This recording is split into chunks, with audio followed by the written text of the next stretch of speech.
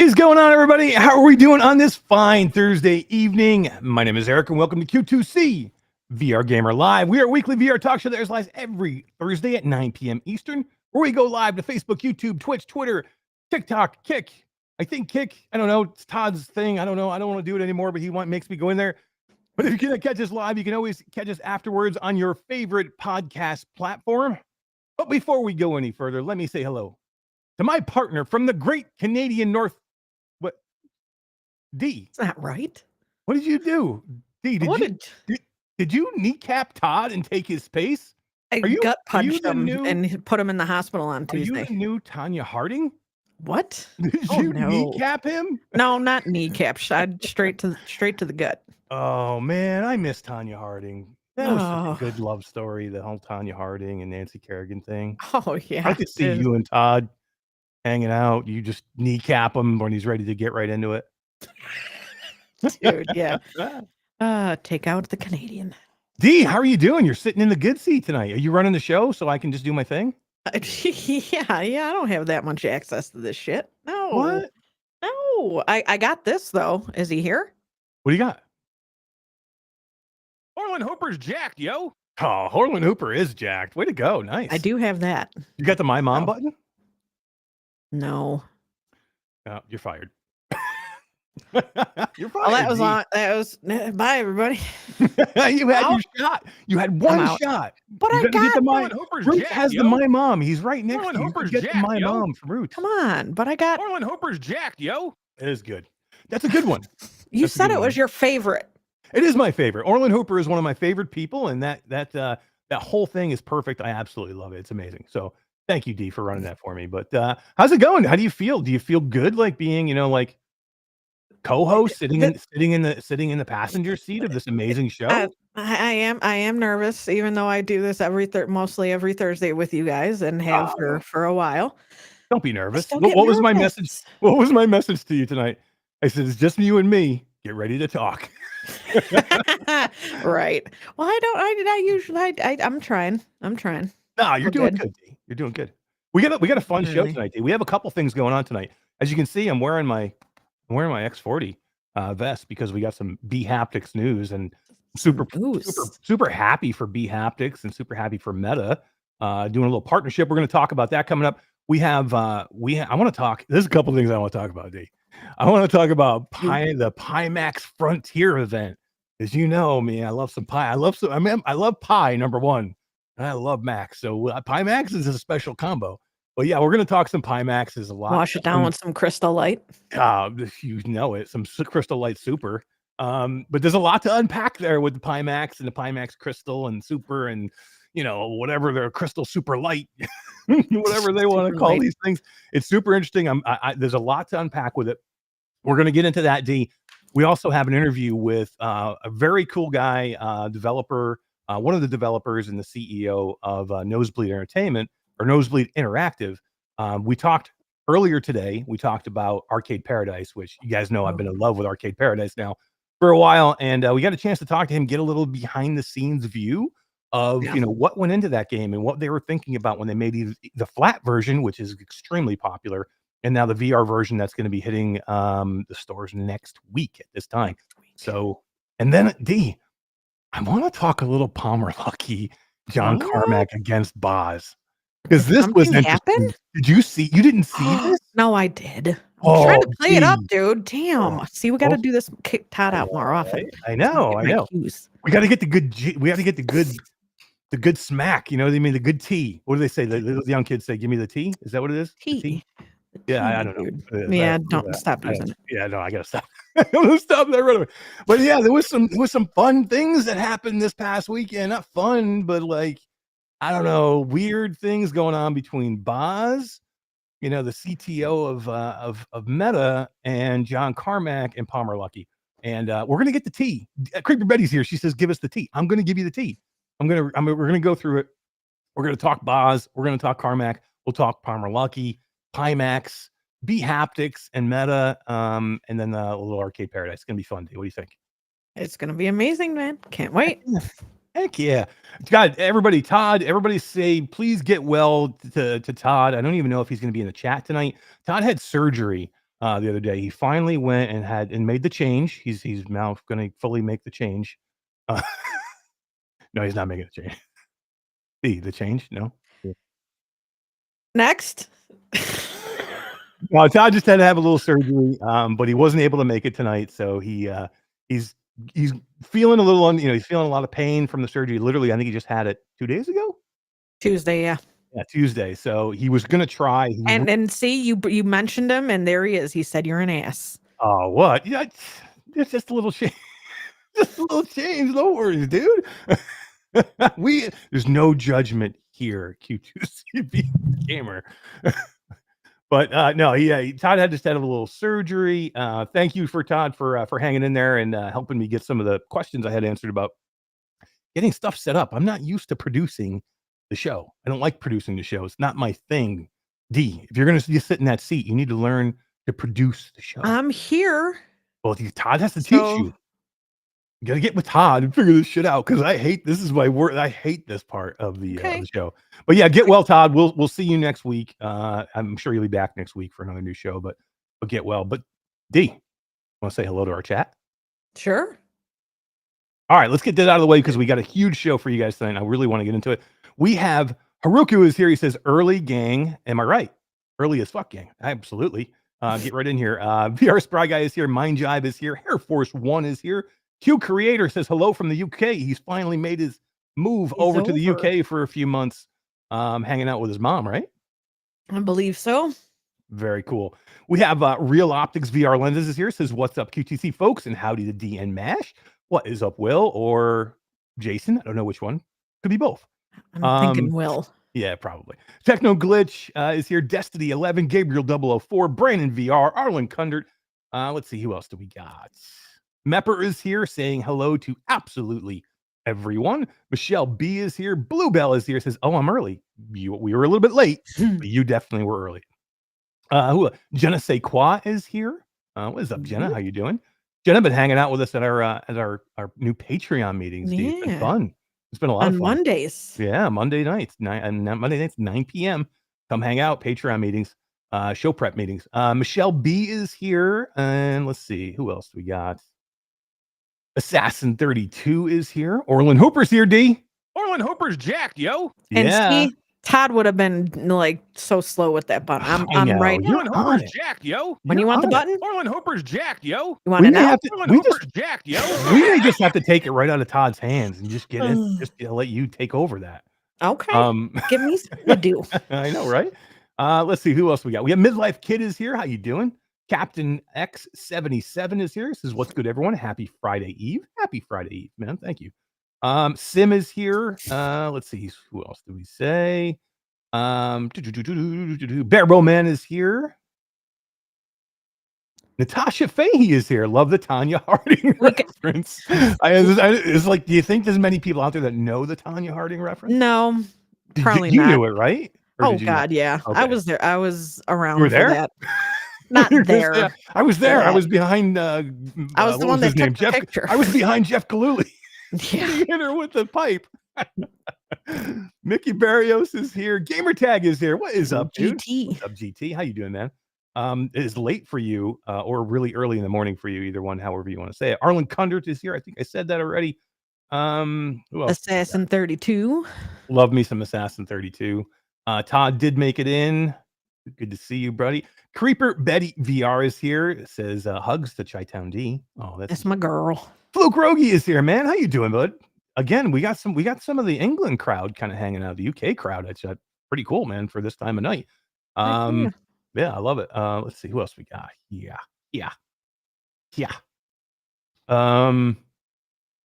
Just a lot of people chatting here. There's a lot to go through. Evan is here. I love it. Getting Things Done is here. Said, what's up, good family? What's up, Jay Dunn? How you doing, dude? And Bluebell with the $9.99 donation for this is for Todd's hot toddy to feel better. Oh, nice. He needs it too. He was in pain earlier. I literally for the thumbnail, I was like, we need one of us. Todd was going to try and make this show, like literally until like midday today. He was going to make it.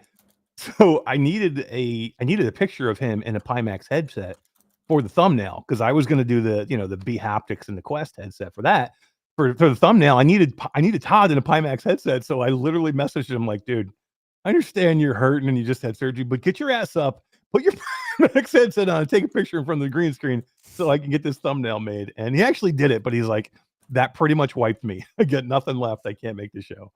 But it was cool. He did a good job. Who else we got? Thank you for the 9.99 super chat, Bluebell. You're amazing as always. Fourth Wall Breaker is here. Kubo 92. Thomas McNostril is here. Earth Witness is here. Very cool. And yeah, okay, cool. That's a good hit. We got a Facebook user coming in and says, "Yo, what's up, Facebook user? How you doing?" All right, D, where should we get going? Should we get going into the Pimax stuff? That's up to you.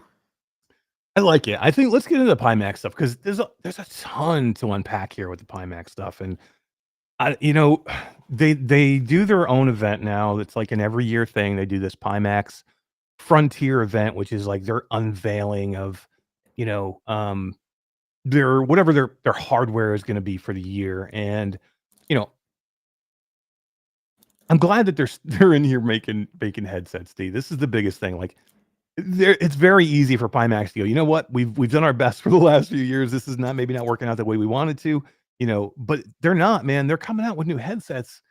And this event really shocked me. Like I had some idea what was going to happen, but like when I heard the news originally, I was shocked as to how much they're putting into this now. And some of the things they're doing here are really on the forefront of what's going on, to the point where Brad, who has not been the biggest fan of Pimax, is like, I am super intrigued by what they're doing. Ooh. Yeah. And I was definitely, when I heard the news of what, and we'll go into the points of what they're doing in these new headsets they have, but when I hear Brad, like, because Brad is like not he's not into the Pimax at all. Yeah. Like, right. He's just like, I don't know, Pimax. But when I hear him say, this is interesting, I would be interested in maybe buying this headset. That puts me in a mind frame of, man, this must be something special.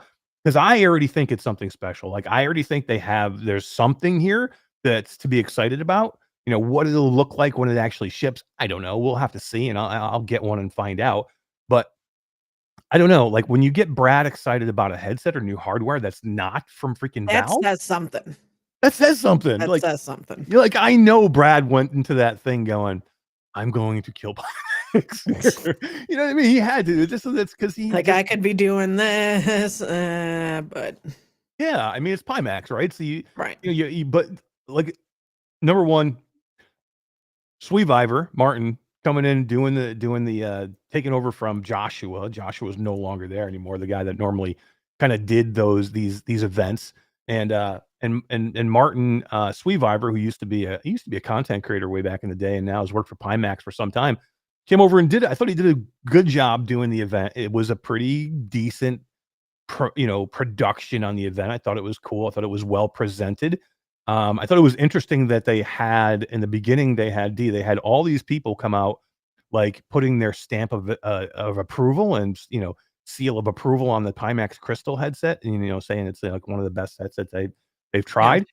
They had nobody that I know of other than Simmers giving, like, they didn't go to one person and go, hey, can you come out and, like, just a VR person who just wants to play it, not right. Just for sim racing or or simming, but do it for all over VR. Not one that I saw that I know that just does VR, like one of the normal VR content creators that you could think of. Like, there was no GT on there, there was no me on there, there was no there wasn't even like Sebastian on there or anybody that would normally cover virtual reality. It was all just sim racers. So that was interesting because I think they've been kind of leaning into that. Yeah. Knowing how good of a sim headset it is. But D, this is interesting. So they actually announced kind of 3 headsets. I mean, really it's 2 headsets, but kind of 3 headsets? Kinda almost 3? This is interesting. Did you no, okay, let me ask you, did you watch the event at all, or I did you not see any watch news? it. Okay. I looked into it, like, afterward, briefly. Yeah. And then I just couldn't stop giggling at Crystal Light. for a bit. Crystal Light. Yeah. Oh my God. Give me another packet of Crystal Light. To go packs for on the go light. Yeah. So let's just kind of go over what they do here. So they come out and they're doing like basically a recap. Pimax Crystal from last year, showing how good it is. Talking about how well it was received. Again, going into all those testimonials, and then they show some. Then they talk about the Y gig, which is their wireless module that's going on the crystal to make it wireless, get rid of the wire. Right. That actually we got a chance to try at CES, and I was noticed actually when I was watching it, D. Yeah. So when I was watching the Pimax Frontier event, when they're talking about the Y gig, they start showing video from CES, and who happens to be the first thing they show in their video of demoing the Y gig is me and Todd, and they're doing their thing. So there's like a whole. I'm like, wow, that's cool. We actually made it onto the Pimax Crystal or Pimax Frontier event. But they show off the Y gig. It was a controlled environment there, in like a special tent to to basically help any problems or issues they were going to have with that Y gig. And to be honest, and to be fair, it actually came off pretty good. Like I had a decent. The first time we went there, it didn't work, and they were having some issues. So they're like, "Hey, can you come back?" And we did. Me and Todd went back, and to be fair, worked perfectly the second time we went in. Went into a little bit of air car with the Pimax Crystal, no wires, completely wireless, and had zero issues, man. It was really good. I thought it was I mean, I thought it was definitely passable for where it was, in the middle of CES, all these people, all this signal going around. Again, they had like a special tent for it, but I thought it was good. And so yeah, they did a nice little recap of that, D, and then they hit with their big news. Pimax Crystal Super. I love it. It's super. Thanks for asking. Spirit fingers. It's super. Yeah. I mean, I don't know. This headset is. Let me just kind of talk a little bit. Here's some points I wrote down that I thought were highlights when I was watching it. Number one, this headset, D, is a PC VR headset, and this might be up our friend Roots' alley. He has been looking for a new PC VR headset, wired PC VR headset. That will take full advantage of these beefy rig that you have, this beefy PC like that you have and that he has. Right. And without knowing when we're ever going to see maybe this Valve headset, I think this might be we'll have to see when it comes out, but this might be the new most wanted PC VR headset, but it comes with a price tag, D. $17.99. $17.99. What's up, Alex VR? How you doing, man? Ender's VR Arcade has flown in here as well. You can buy the most important part of that beefy PC with that amount of money. The card? Yeah. Yeah. Well, you got to have both now. Dad, gotta have both. I'd rather have the card. I'm with you. $17.99 for this headset. But let me tell you about it. Let me give you a sales. Let me sell you on this headset. Let me make you fall in love with the Crystal Super. Okay. All right. Pimax Crystal Super D, 29.5 million pixels. That's a lot of pixels. Is more than the Apple Vision Pro. Oh. This is no shit, man. 29.5 million pixels. If this is real, I'm telling you, the Apple Vision Pro is, when I say it's the clearest, most crisp image I've ever seen in a VR headset, and that includes having the Vario XR4 and all those like high end $20,000 headsets. I'm telling you, the Apple Vision Pro has blown me away more than any other headset in the terms of visuals. This is more than the freaking Apple Vision Pro, D. Damn. I mean, are you sold yet? No. Okay, let me finish. I'm not done. I got way more. Oh, hold on. I got way more. Okay. It's like the shake weight. There's a lot more to it. My God. Oh my God. All right. So 29.5 million. I did want to say more than the Apple Vision Pro, same panels as the Vario XR4. So they're using QLED with a mini LED back back panel on it. So this is something that you don't normally see. They're still using the aspheric lenses, the glass aspheric lenses that are heavier than shit, by the way. Okay. And these lenses are 30% bigger than the Pimax crystal ones that are already heavy.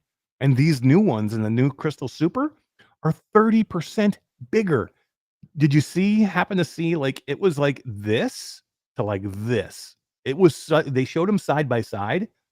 I was shocked at how much bigger they are. I mean, they said 30. It looked to me like it was like at least 50. Like, they're huge. What's that going to give us, D? It's going to give us a bigger bigger field of view. Field of view. So do you remember what the Pimax Crystal was? 117 degree field of view. They are boasting now, which you can have to sometimes be careful with Pimax because you don't know how they're measuring. They're boasting now that this is a 150 degree field of view. So that was one of the things that people were a little upset with Crystal, because the Crystal, to be fair, I thought it was a great headset. Like, you're right. I thought it was really good. It's still one of the best PCVR headsets that I've tried. It's got great images, great view. I love it. But one of the downsides where people were like, well, what? I just lost that huge field of view that the Pimax Crystal AKX has. Now I'm down to 117 degrees field of view with the Crystal. Now, D, back up to 150 degrees field of view. That's huge. If it's accurate. Crazy. Oh. What do you think? But still, is $1,800, dude. 17 on you? I'm not done. Wait. There's more. There's more. Wait, there's more. D, they are back to the interchangeable lenses. So you can go from lenses that have 50 pixels per degree to 57 pixels per degree. Oh, 7 more. But literally, seriously, that's a huge difference. Is that's it? more, again, it's big. These are big numbers. The 57 ppd it's like commercial, like headsets, like some of the most expensive headsets out there. That's what the pixels per degree. We're going to be in that range now, and then being able to change from the 50 to the 57, it's actually a pretty big deal. I mean, that's impressive. Just more clarity now. Just more clarity. All right, I'm not done yet, D. Are you ready? Wait, there's even more. There's more. There's more. Oh, what's Bryce? Bryce says there's more from Pimax, more unfinished products than on the next headset. Guys, wait, this is going to be amazing. Ready? If it gets released. D, eye tracking. Now it's going to have eye tracking. We're getting back into it. Does the Quest 3 have eye tracking? Nope. Nope. Eye tracking. Eye tracking's big. It's going to have eye tracking with automatic IPD adjustment. So it'll, as soon as you put it on, just like the Apple Vision Pro or in the Quest Pro, it will actually automatically set your IPD for you, which is a big deal. A big deal. The better you can see in that headset, the better it's going to be. Aspheric lenses again. Remember the huge aspheric lenses, huge sweet spot. You know what I mean? Think about how big the sweet spot is on, say, like the Quest Pro or some of those other headsets. Even better with the aspheric lenses. We're jumping into dynamic foveated rendering, D. Now we can use the power of the eye tracking to help with dynamic foveated rendering. So we are going to see, especially for PC D, this is important. We're going to see better. We're going to see better graphics, better displays. We're going to have crystal clear images. D, 3840 by 3840 per eye. Pretty good. Damn. It's pretty good.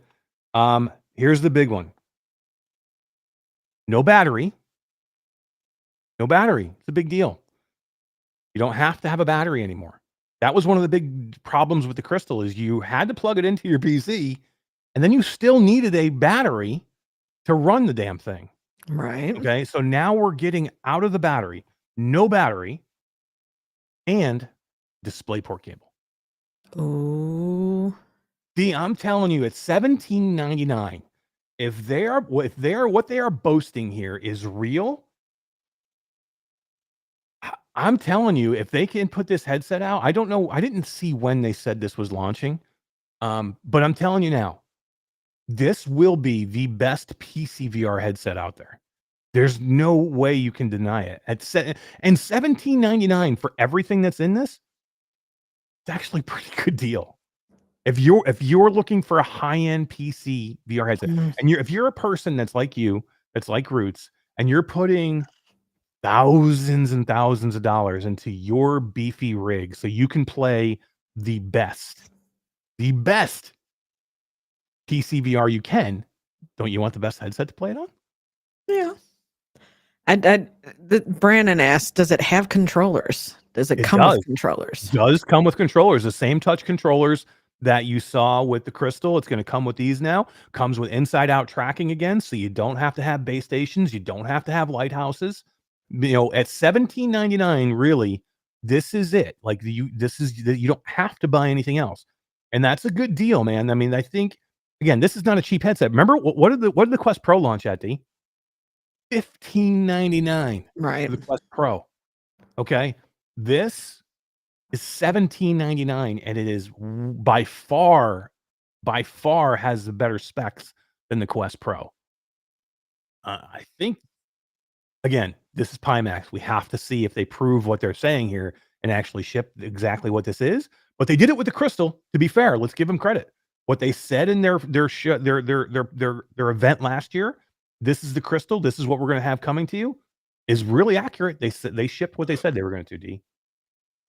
Well, then hopefully this makes it 2 in a row, man. Come on. I'm hoping so. But again, yeah, $1,800. D, so here's the deal. If you had something bottlenecking your PC, you would probably replace it, right? Yeah. So in that same vein, like if you bought this huge great graphics card and you had an old motherboard on it or an old CPU that was completely bottlenecking, not allowing you to use what the full force of your graphics card, so you got a 4090 and you're on a freaking 9th gen CPU and an old motherboard, you would be like, okay, I'm just wasted my money on that card. Same thing here, I think, with the headset. Like if you are not getting the fidelity you can get out of your Quest 3 on a USB-C compressed signal, man, to me, if you're that high-end PC gamer and you're looking for the best VR quality at $17.99, I think that's a deal. Do you think your Quest 3 holds you back a little bit? Do I have fun with it? Absolutely. Do I like what I see in there? I do. And if you know what, if there is something better, like the Crystal Super and stuff like that, I'm eventually, I'll get into it. But $1,800 is just a hard pill to swallow. Yeah, for me, and I know it is for a lot of other people too. How much did you spend on your PC? Altogether, over how long though, man? You know, this is it. Like, you mean, like your graphics? I mean, that's like this is probably about like what a graphics card is, like a 4080, 4090, $1,700. No, but close. Right, close. You're around there. Around there. Yeah, I don't know. I mean, to me, if you're in a position where you want the best PC VR that you can get, say if you're running all these UE VR mods now and you're playing this high-end stuff, you got this smooth ass 4090, you're just like, this is amazing. I got the best rig I can possibly get. Man, I'm gonna want to see it through this headset. I'm telling you right now. Right. If there's any way that I can do it. And I will too. Just I would need like a payment plan because seriously, just plopping down freaking $1,800 it's tough. No, I'm not saying like, so don't get me wrong. I'm not saying you just like, okay, here's 18. I'm just saying if you're looking to buy a headset, right? And you're like, okay, I can either go buy, I don't know, I'm a PC gamer, but I want to go buy the best headset I can get out there right now. Am I going to buy the G2? Am I going to buy a Quest 3? Am I going to buy the original Crystal? Or am I going to pony up and get this $17.99? So if you're already going to spend $500 to $800, say, do you just go the extra mile and get the better headset at $17.99? Wait, you said the extra? if I want to have the best, then yeah, I'm gonna go for it. But at some point. But I'm not gonna be one of those day one buyers for $1,800. I hear you. Okay, hold on now. Hold this thought. I'm not done. Oh my I got more. there's I got more. Hey, I got more. I'm not kidding. I got more here. So here they come out and they're like, this is amazing. Here's this new headset we have. It looks really good. And I am blown away by this headset. I'm telling you right now. At $17.99, I am blown away by this headset. I cannot wait to try it. I'm gonna put it through its paces. I'll test the crap out of it. But they just blew me away and they came out with more. They basically say right after this, they say, welcome to the world's first replaceable optical engine. And what does this mean? This means that you can completely move the displays, okay, and go from a micro OLED panel to a QLED panel, D, so you can go from going with OLED to QLED and switch back and forth if you choose to, and have like the best of all these worlds. So if you want to play one way with the QLED and get that visuals, you can do that. Or you can actually just slide out your opticals and slide in the other one and go OLED like the PlayStation VR 2. D, you can buy one or the other and do for the $17.99, or you can go get both for $23.99. First ever in the world swappable displays. Okay. This is what had Brad like, this is cool. Like, this is what had Brad. He's like, Right. damn. Like, I think it's pretty cool, man. I think this is kind of special. Like, the $17.99 has me super intrigued. Like, I'm there. Right. For that. Would I go if I'll probably end up getting. I think I'm gonna get. They're gonna send me one. But if I was gonna buy anything, I would go buy this the $23.99 swappable and just see, because I have to see this thing, man. I have to see this thing. But this has got me interested. This has got me super interested. These swappable displays. Yeah. Lincoln Clay is here. What is up, man? Lincoln Clay he's a big simmer, D, and he said he pre-ordered the Crystal Light. All I want is resolution and 90 hertz or better. And I mean, for what Lincoln does, I think we'll talk about the Crystal Light here in a second, because that's the other news they had, was the Crystal Light headset as well. But let's finish up on this. So Crystal DisplayPort cable, Crystal Super DisplayPort cable, Crystal Light, D, this new Crystal Light headset that's going to be like, I think it's $700 for the new Crystal Light. Wired DisplayPort cable, again, D. Lens adjustment, automatic IPD on the Crystal and the Crystal Super. You've got resolution per eye. You got 4K on the Super. 4K, 2880 by 2880 on the Light and on the Crystal. Eye tracking on the Crystal and the Super. And then you've got so display type models. You got the Q, what they call their QD LCD, or the OLED you can swap out to on the Crystal Super for the $23.99. Then you have the local dimming and all, and pretty much all of them, D. So the Light, the Crystal Light, I love saying that. The Crystal Light, the Crystal, and the new Crystal Super, you have the local dimming, which if you haven't tried a headset with local dimming, it actually makes a big difference. You've tried the Quest Pro, has dimming in it. It makes a difference when you can get that dimming where you can go from lights to darks, and it does the dimming for you automatically. It actually does make a difference. Yeah. You've tried it on Rich's headset, right? Yeah, for the 5 minutes that he let me have it. He's so bland. Well, he's going to go buy this Crystal now, so then you can probably have his Pro. Yeah, right. But he's going to get this Crystal. He's put all this money into his computer. He needs this new Crystal. $17.99. I'm gonna help him sell talk him into it. Member says swappable displays sound like trouble.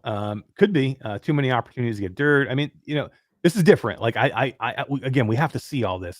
They showed how they're gonna kind of slide in and out during the thing, but until you have one in your hands doing it, I have no idea. Ender's Arcade says, I do like the swappable displays idea. My big concern would be the micro OLED screen. Is it a field of view? Isn't advertised 90 frames per second is okay for me. On the other hand, QLED screen has decent dimming already. It's going to be the switching between the two is going to be super interesting because you'll do it depending on what you want to view or what you want to play.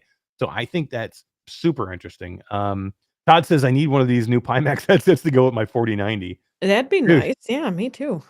by the time they come out, you might be ready for the 50 series, D. Okay. As long as I get one, I don't care. I'll buy that 50 series card. Yeah.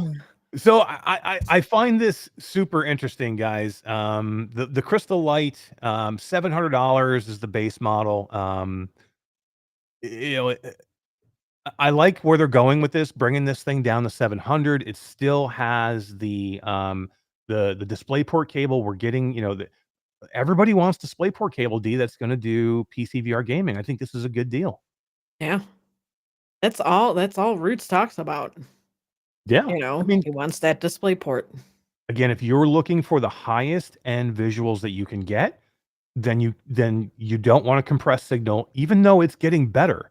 You want the best signal you can get, and that is DisplayPort cable. That's the way it works. That's what you want, and that's what Pimax is giving you here. I like that they've made their standalone headset. They realize that their standalone headset is not great as a standalone headset, but it's a really good PC VR. So they've doubled down on the PC VR part of that standalone headset. So they still have that one there available if you want the standalone, but they've doubled down now with PC VR. Like I think, and they're making great PC VR headsets. Indeed, in a time where there's not a lot of PC VR headsets out there. Like, who's making other PC VR headsets right now besides them for gaming? Right. I wouldn't be able to tell you. Who knows? Meta's not. Meta's making their standalone headsets. They're not making PC VR. I mean, their headsets are good PC VR headsets, but it's not a headset that takes full advantage of what PC VR can do. Right. I mean, the Quest 3 is a really good PC VR headset and is going to be good for 90% of the systems out there. But if you're looking for the max, it's not the Quest 3. You're going to want to probably go Pimax. Literally, to me, I don't see how you tell me, and you can't be, no more Valve Index. You cannot be that anymore, especially with this new headset. Valve Index is still $1,000, by the way. Damn. You know what I mean? Price hasn't gone down, and now all the specs are really old. And if this $17.99 for this new Pimax Crystal Super, if all these things are accurate and all these things are real, this is the best PC VR headset. This will be the best PC VR headset on the market currently. I don't see anything else that rivals it. No lighthouses. No base stations. No base no lighthouses. That is nice. Yeah. As controllers, the controllers are decent. I don't mind the Pimax controllers. They're fine. They have the ring still. You know what I mean? So they haven't really gotten away from the ring like the Quest 2, ring on the Quest 2. I can't pair my Pro controllers to it. Yeah, not to the Pimax. I don't know. Maybe.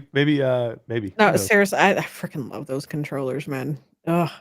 I always said that I would never pay the money for those controllers.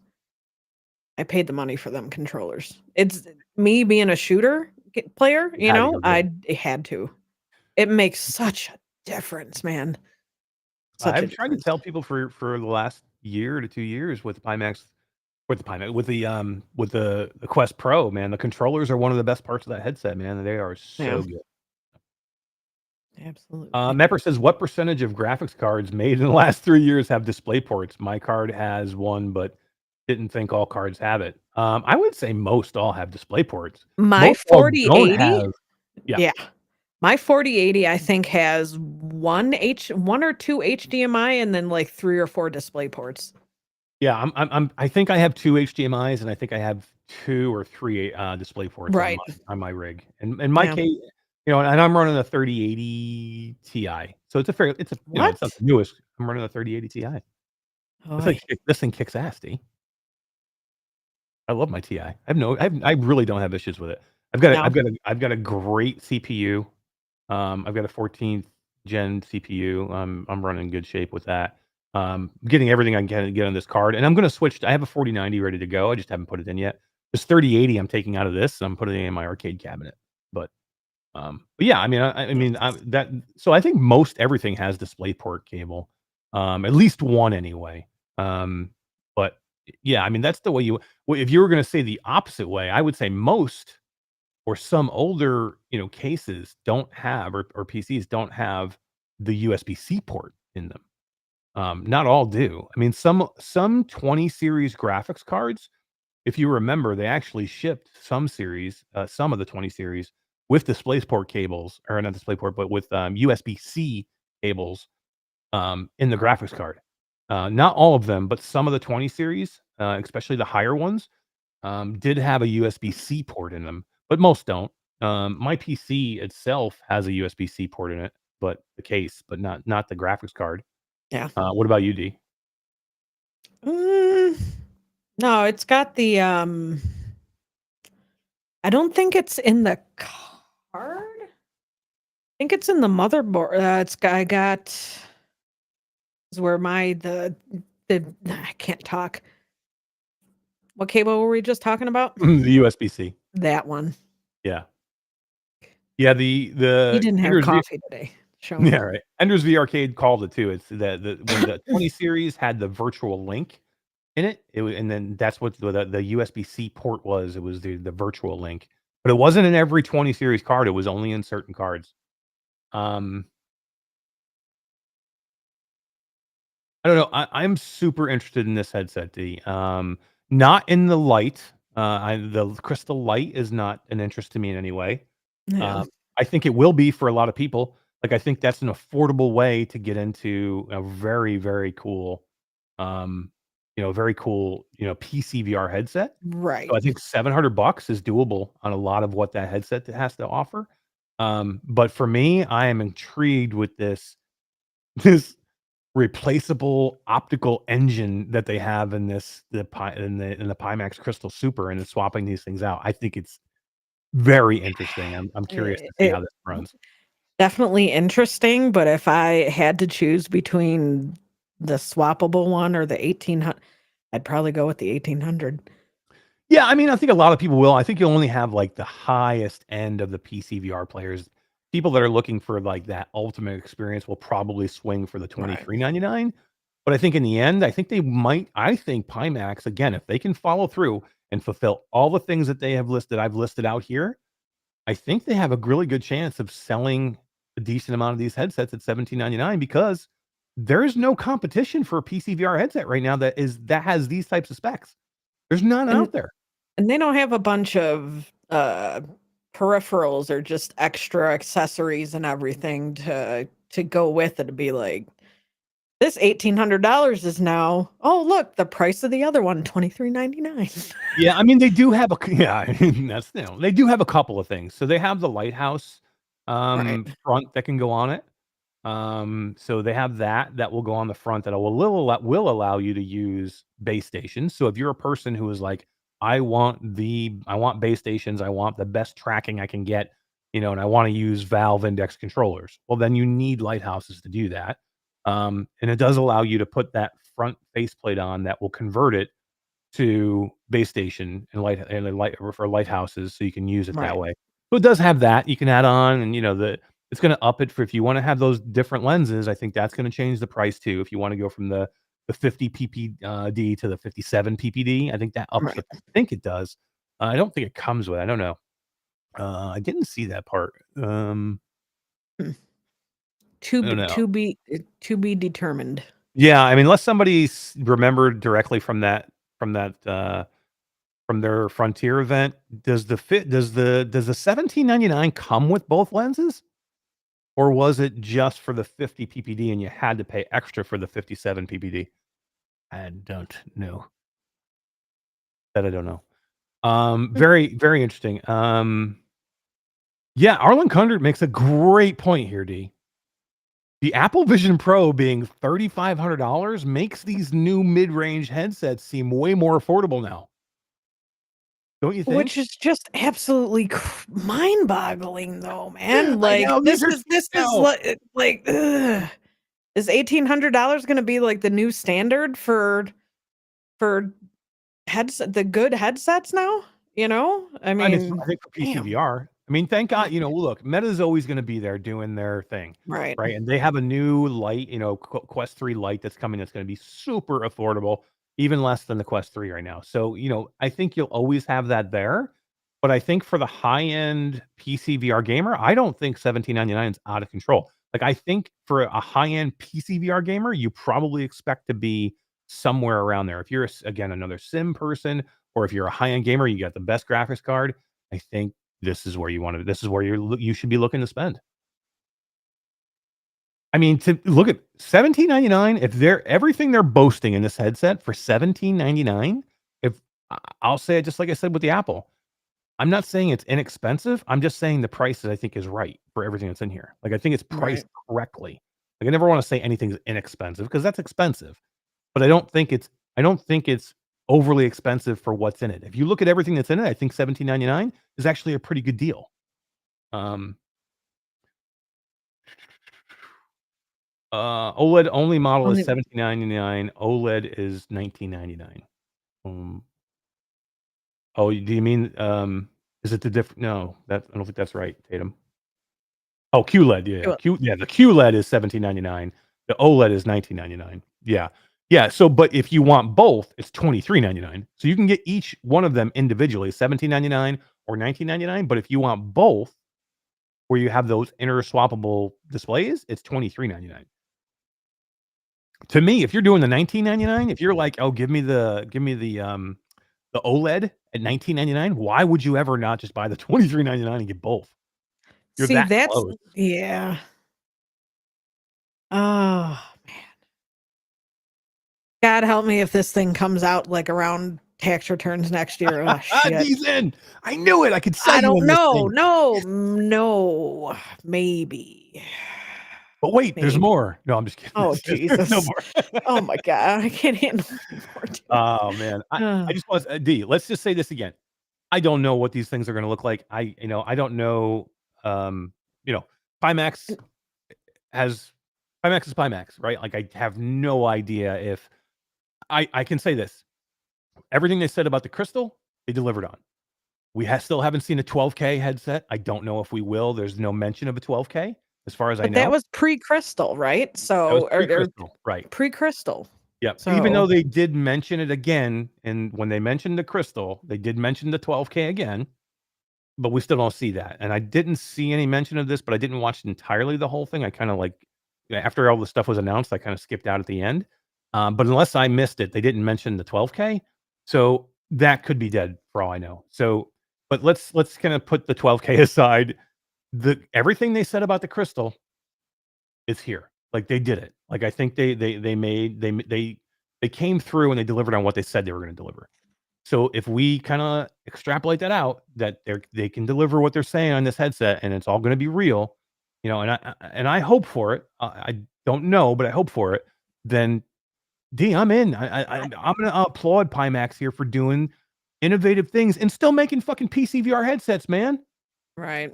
There's nobody out there, D. Like If for PCVR gamers, like again, if they like you just said, if they can deliver again, that might be able to sway more people, you know? yeah. Hey, I'm telling you, man, I'm going to applaud Pimax here, and like you said, you can say all you want about Pimax. I get it, and I understand where you're coming from. Two things: they're still here, they're still making VR headsets. Can't say that about a lot of people, right? Can't say that Right. about everybody. They're still here, they're still innovating, they're still making VR headsets, and I'm telling you right now, they're the only ones leaning into PC VR. If you are a PC VR player who enjoys a PC, has a good PC, and you want to use that, man, I'm telling you right now, I don't. You tell me right now, chat. Tell me a better PC VR headset than the specs I just gave you on that Quest Super. You can't. There's no way you can't. Now, whether it's true and whether they fully comes out or not, I can't say that. But I'm just saying right now, but look at that Quest or the look at that Pimax Super Crystal Super. and tell me there's a better PCVR headset that's less than $10,000, because I want to see it. Doesn't exist. At least Pimax is still doing it. They're still putting it out there. They're still putting investment in. And they just made this crystal light, which is they made a more affordable crystal to where the people that were like, I can't afford a D at $14.99, or I don't have enough money for that. At least they're there doing it. Right. Right? Would you think about a crystal now for $700 as your PCVR headset, which is going to have a display port? Absolutely, because how much did I pay for this? The 3? Like 6 something? $550 plus tax. Maybe. You're looking for PCVR display again, port if I'm already putting 700 plus tax and everything, maybe I'll just wait a little bit and spend $1,000 more. Why not? Yeah. Again, who knows? We'll kind of end it there. I'll just say, I'll applaud Pimax for doing what they're doing, man. And I'm telling you right now, if you're Pimax and you can intrigue Brad to where he's like, I want to review this, because normally he doesn't even want anything to do with them. Like, he won't even review them. He's like, I don't even want to mess with it. But if you get to the point where he's like, I'm thinking I would possibly buy this headset. Right. That's interesting. I need to talk to Brad. Maybe I'll see if I can get Brad to come on the show next week and we'll talk Pimax. But I'm sure we'll probably talk about it at Crewcast too. We'll see. If we can get on and he has something to say, maybe I'll try and see if we can get it. Because I would love to talk to him more about what really intrigues him him on here, because then I'm involved and not just watching. I'm going to talk to Brad. Well, you can talk to me. I see you every week. I know you do. And on Mondays. All right. Well, so we're going to talk and Mondays. We're going to talk bHaptics coming up here in a minute. But D, I think it's a good time. Let's talk about, you know what I want to do? I want to talk about a game that's one of my favorite games that dropped some new content today. Do you know what it's a rhythm game. One of my favorites. Beat Saber dropped new content today. No, I'm just kidding. It's not Beat Saber. Beat Saber sucks. But you know what doesn't suck, D? And that would be Synth Riders.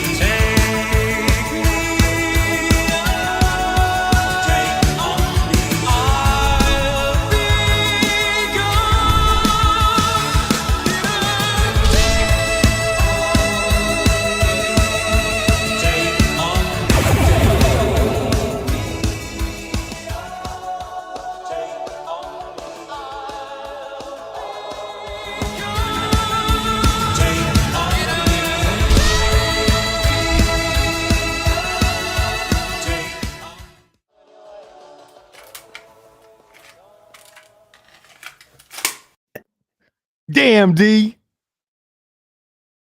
What do you think? No.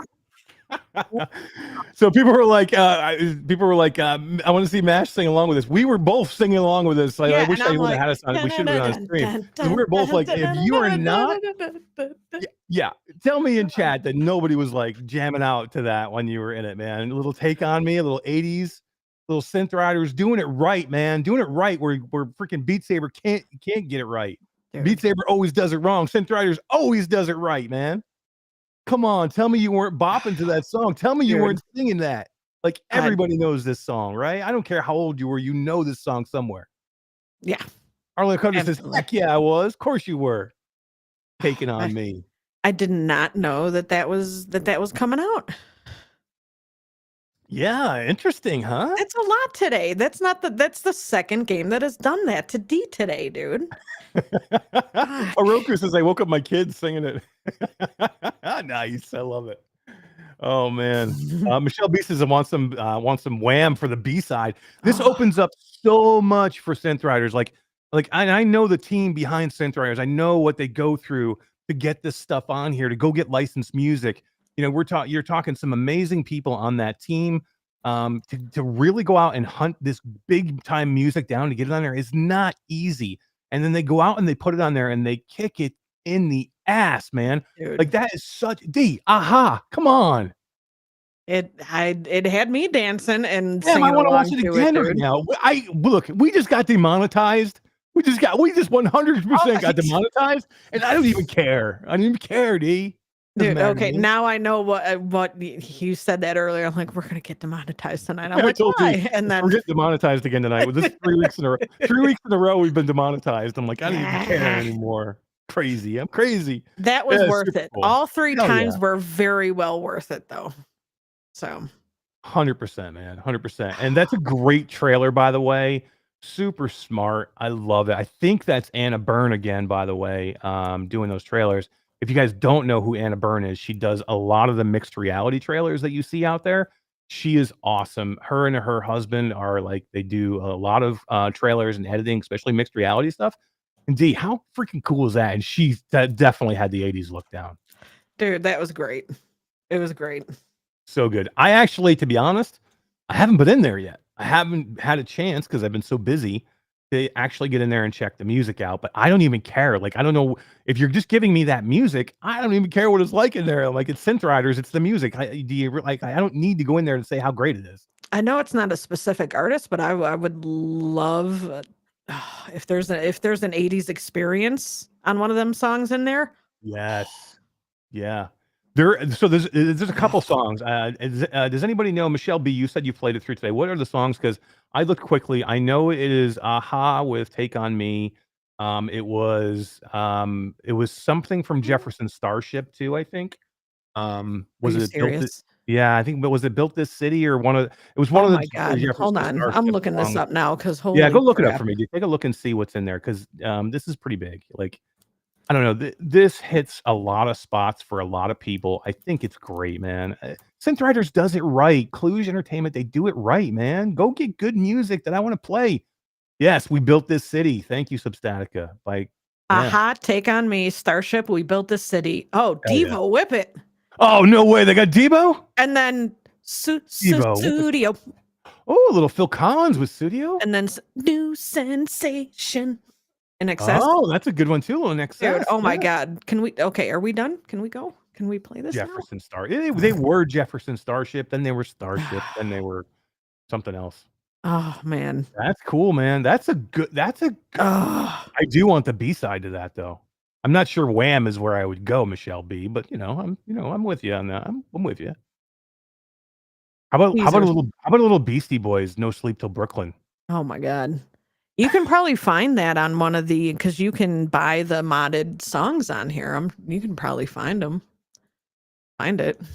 Bluebell says it was good, Eric. We need side B and album 2. Hey, I'll tell Cluj. You let me know. I will talk to them. I will see them at the next show we go to, and I will let them know what you guys are looking for. Jefferson Airplane. Thank you very much. They've had 3 names their entire existence. They're just gonna be Airplane.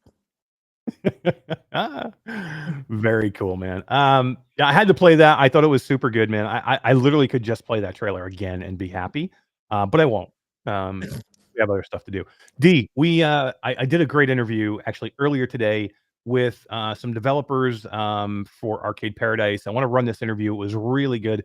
We're gonna stay here, me and you. We're gonna be in the chat. We're gonna be talking to everybody, but we're gonna run this trailer, or not this trailer. We're gonna run this interview. It was a lot of fun. They wanted to do it live, but it's probably, I don't know, 10, 11, 12. It's about 4 in the morning in England and where they are. So tough to do these things live. So we recorded it and it was really good. lots of background about 80s, 90s arcades, what they put in, what they liked about it. They were big fans of this thing. So there's a lot of cool things in here. And D, there's a cheat code in here. Up, down, down, left, right, BA start. Maybe. You got to listen and find out. Here we go, guys. Let's run this. We'll be here. All right. Thank you, future Eric. And Todd's not here because he is a slacker and is in the hospital somewhere. But we wish you well, Todd. But I am joined by a pretty cool person. We have Andreas Firnigl, who is the CEO and creative director from Nosebleed Interactive, the makers of Arcade Paradise and Arcade Paradise VR. Welcome, man. How you doing? Thanks for having me. Yeah, good. I'm just going to pre-warn in case I start going totally off the rails and going very, very bananas.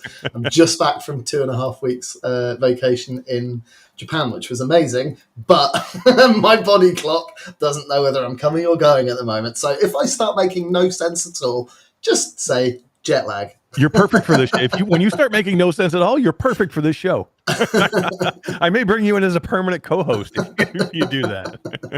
But yeah, that sounds like an amazing trip you had. And you, I will say real quick, you did get a chance to go to GDC, which we were just at as well. And GDC is a pretty amazing conference. Was that your first time going, or have you been there before? No, I've been before, but it was the first time in a long time, to be honest. And quite a bit of VR there this year.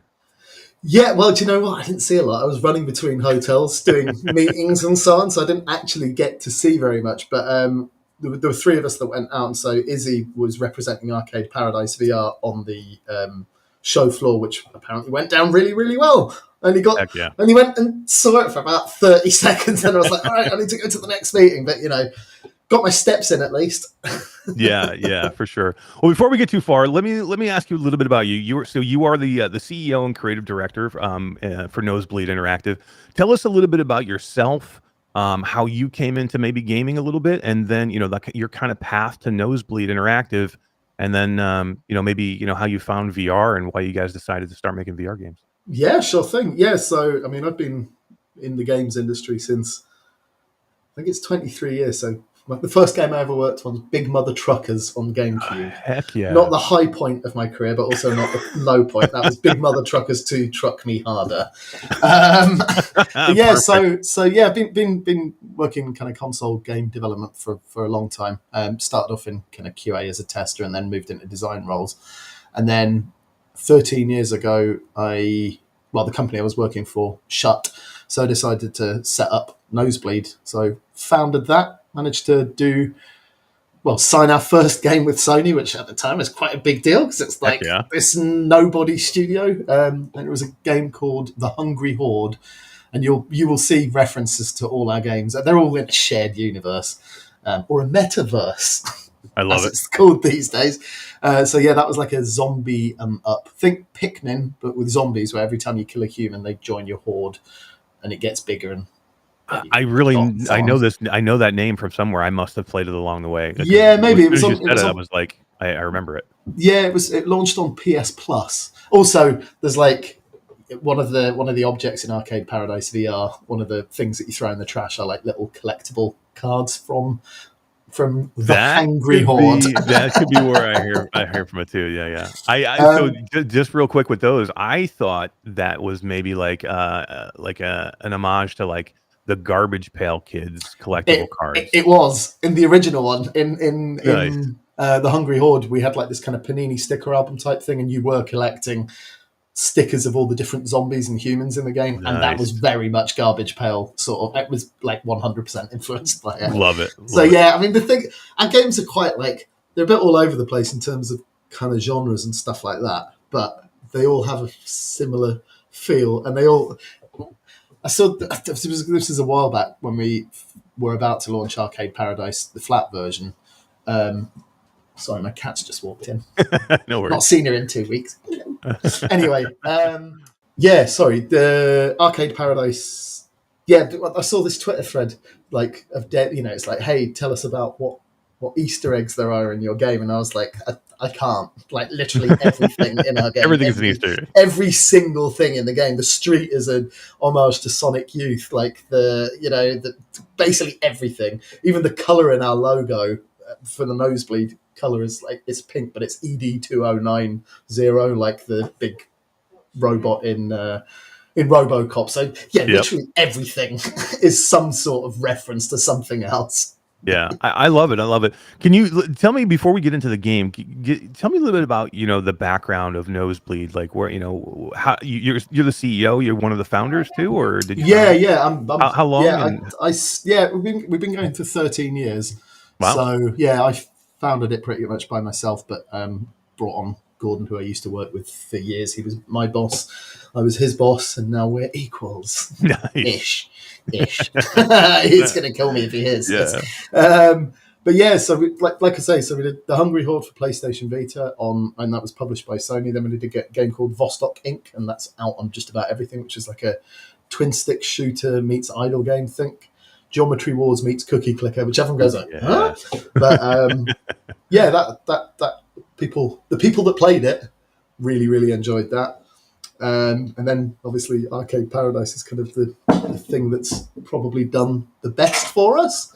And now Arcade Paradise VR, which is set to launch. Yeah, depending on where this goes out. Yeah, it's basically next we'll week. say soon. Yeah, next week. Yeah. Now, this will air tonight on Thursday. So yeah, you'll have 1 week. Literally exactly a week. 7 days, I believe. Yeah. I think it's the 25th, or I don't know. I've been on holiday. No, you're right. No, you're exactly right. 25th. So yeah, anybody watching this tonight, you can go and wish list or pre-order it right now for a discount. But we'll be available next Thursday. But I will say, I've never played the game flat. I don't get a chance to play a lot of flat games because I play so much virtual reality. But in playing it in VR, like I understand why it's so popular flat. But for me, the game feels like it was made for VR. Like just the interactions, like thinking of a thing like doing the laundry, where it could be like, if it's just a button press or a mouse click, I guess it could feel like it gets repetitive. But when you're doing it, like physically doing it, like grabbing the door, opening the door, putting the laundry in, hitting the buttons, it feels like it's made for VR. Pulling the gum off the stuff, picking all the garbage up, throwing the garbage bags. Like, I imagine you had to reimagine a few things from the flat version to the VR version to make it work. But man, it just feels so good. Really, like that's the interesting thing. So when we first pitched the game, right in the very first kind of one sheet that we did, that's like just that I did, that's it's just like, this is what the game is, like a pitch document sort of thing. Mm-hmm. I said, would translate perfectly well to VR. Now we never built. I had a question about this the other day. We never built it intending to take it to VR, but we just knew that it would work. So the fact that you pull out like an old school PDA as your main menu, right? That wasn't put in for VR. That was already there in flat because it was just a cool thing that works well. We were doing a game in first person, and all our games should feel really tactile, and like everything in the game should have a purpose. It shouldn't just be there for the sake of it. So this PDA, you're in first person. It's a cool menu. It reminds you of the sort of early 90s and gives you that vibe. But it means we can put lots of stuff in the menu. So there's like a game in there that looks like kind of like the Chrome no internet browser game. Flappy Bird, basically. But my daughter did the graphics for that. It was great. She was about 11 or something like that. It was great. I found myself playing that for like an hour. I'm like, what am I doing? Why am I doing this? But I'm like, I'm going to do it because it's fun. But the actual the sort of translation, let's say, because I don't want to say we've done a port, because we spent a year and a half doing the VR version and we've kind of rebuilt a lot of it. It's the same story and a lot of the same content in terms of kind of the joysticky arcade games. We've tweaked a few things on them, but for the most part, that stuff remains unchanged. But what we really concentrated on is the stuff where like VR is going to add lots to it.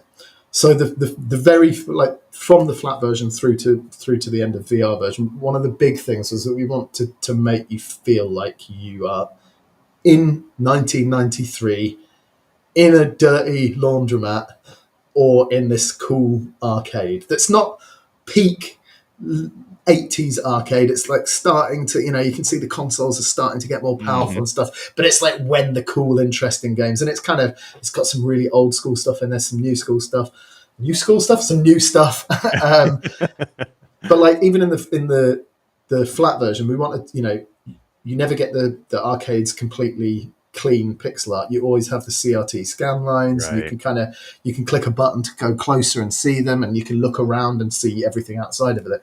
So when it came to VR, it just, like, that presence felt so much more amazing. I mean, I prototyped a little bit of VR stuff when we were working on the flat, because I was just like, I want to see this in VR because it looks cool. Yeah. So I prototyped it. I was like, this is just cool. And then Meta approached and we're like, yes, please. We'd love to do this. We'd love to do that. Hell yeah. But yeah, so we spent, I think, a lot of the time optimizing the game, so that, because obviously, it's native Quest 2 and 3, and the game was built for, I mean, I guess the lowest power platform was the Nintendo Switch. So we were pretty well optimized on the code side, but the artwork needed a lot of stuff doing. And I think one of the things that we found, like Jordan, our artist, has spent like a year and a half basically optimizing the artwork, creating a few new things, but actually some of the textures are higher res now than they were in the original flat, the PS5 version or the Steam version, because he's had to redo them, but then found like ways of optimizing it a lot nicer. So that was really good. But I think the thing that we spent the most amount of time on, but yeah, it was all the interaction stuff. So exactly like you say, like in the flat version of the game, cleaning the toilet was like the Skyrim lock picking game. It was like using a plunger. The very first thing that we prototyped doing VR, or when we were definitely doing it, was toilet cleaning. It was like, let's make it a brush and let's make it like Power Wash Simulator. And it was so viscerally gross that we actually toned the grossness down a little bit. Oh my God. It was like, chunks flying about and stuff. And it was just like, this works. This just straight up works. And then, doing the washing, we spent a long time, actually, a lot longer than we thought, because that was the next sort of thing. And yeah, getting that feeling nice. And we even changed the flow quite a lot from the flat version, because that was our biggest criticism of Arcade Paradise, was that the grind at the start is quite heavy and you were constantly getting interrupted in order to take the washing out, and if you didn't do it fast enough you get a lower rank. So we're like, well, let's change that to, I was never a fan of that in the first place, to be honest, but it went in. So in the VR version, you're putting, you just have to get the right type of load. Don't mix your colors up. Don't put the delicates on a heavy dry cycle and all that sort of stuff. And you're pretty much guaranteed to always get an S rank. So that side of things we really spent a long time on. And then obviously there were some arcade games that just, we had like it's called Thumper Gopher, but effectively Whack-A-Mole in the flat version, where you just press on the D-pad buttons for the one. And it was fine, but as soon as you just translate that into the natural thing, you're not using a proxy for playing a game. What I was going to say was there is no grind with the game. Like I could see maybe where in the flat version it does in the beginning feel a little grindy, because again, it's it can be like, if you're button pressing everything and you're doing these things. To me, which I don't like games that have a tendency to be grindy. Like I don't want to go and chop down trees for an hour to, like in an MMO. It's not my thing. But here, playing this game, and I've played a lot of this game, I never felt grindy. I never felt like, this was a boring task, because I always felt like I was getting through something quickly enough to where I was really getting to that goal of wanting to go open up that next arcade or bring that next cabinet in or knock down that next wall to make the arcade bigger, or I would be able to go and empty the hoppers of money and then get back to the laundry or whatever. There should always be something, like every Nosebleed game has this as one of our kind of core design pillars, but there should be something new for the player, something cool and new for the player every 10 to 15 minutes, whether that's a new arcade game, some upgrade. And also we use upgrades in order to sort of, when people do start getting a bit sick of something, there's an upgrade for it. So if you can't be bothered to put the safe combination in, then you can buy the digital safe and you just tap the numbers in. And once you're a bit sick of that, it's like, well, just employ the assistant manager's assistant in order to do it for you automatically. And it's like, the assistant manager's assistant. It's amazing. I think the upgrade, the unlockables are cool. Like, and they make sense. Like giving you a bigger garbage bag, so you don't fill the garbage bag up so fast, and you can like really put more stuff in there. Or the assistant manager that comes in and will empty the hoppers for you, right, or something like that. And then, Although like to you be said, fair, in VR, like on flat, you would walk up to a hopper. You'd have to get right up to it, press the duck button, and press the button to empty it. yep, And we were like, let's just make it so that you can do it from pretty much anywhere, so you don't have to walk about. And then I can't remember who came up with it, but basically, like, let's do like force style thing. Yeah, where right. It opens, and the longer you hold it, hand. and when you've got a full hopper, it actually feels great, like going 1, 2, 3, and you just like you feel like this magician with cash rushing at your hands. So I'm like, I don't really use the 100%. assistant very much anymore because I'm like, well, this is kind of more fun. It's funny how those simple things of like pulling money and like bringing it into your hand. There's another game called Dungeons of Eternity that launched, not too long ago, and they have a very similar mechanic to where they have coins around a dungeon, and you can basically just point at them, highlight them with your hand, and they fly into your hand. But it's very satisfying the way it happens. So it Right. gives you that sense of satisfying It's like I don't. you're this magician that has this power that you always wanted as a kid or whatever, basically it's like being It makes Jedi it makes or that something. sound when the coins come into your hand, or you get the vibration from the controller. It's just enough of being satisfying to where it feels like it's a cool thing. I think it's a big part of it. It's a part of the game design, I think, right? Yeah, for sure. I mean, so our game has a lot of influences from a lot of different places. I mean, Shenmue's a big one. Yeah. And there's lots. Dreamcast Shenmue. Oh my god, I love the Dreamcast. But one of the trash in the VR version, like, so we originally had it that you put it kind of into you don't see the trash bag, but you put it kind of into your belt sort of thing, and that was fine.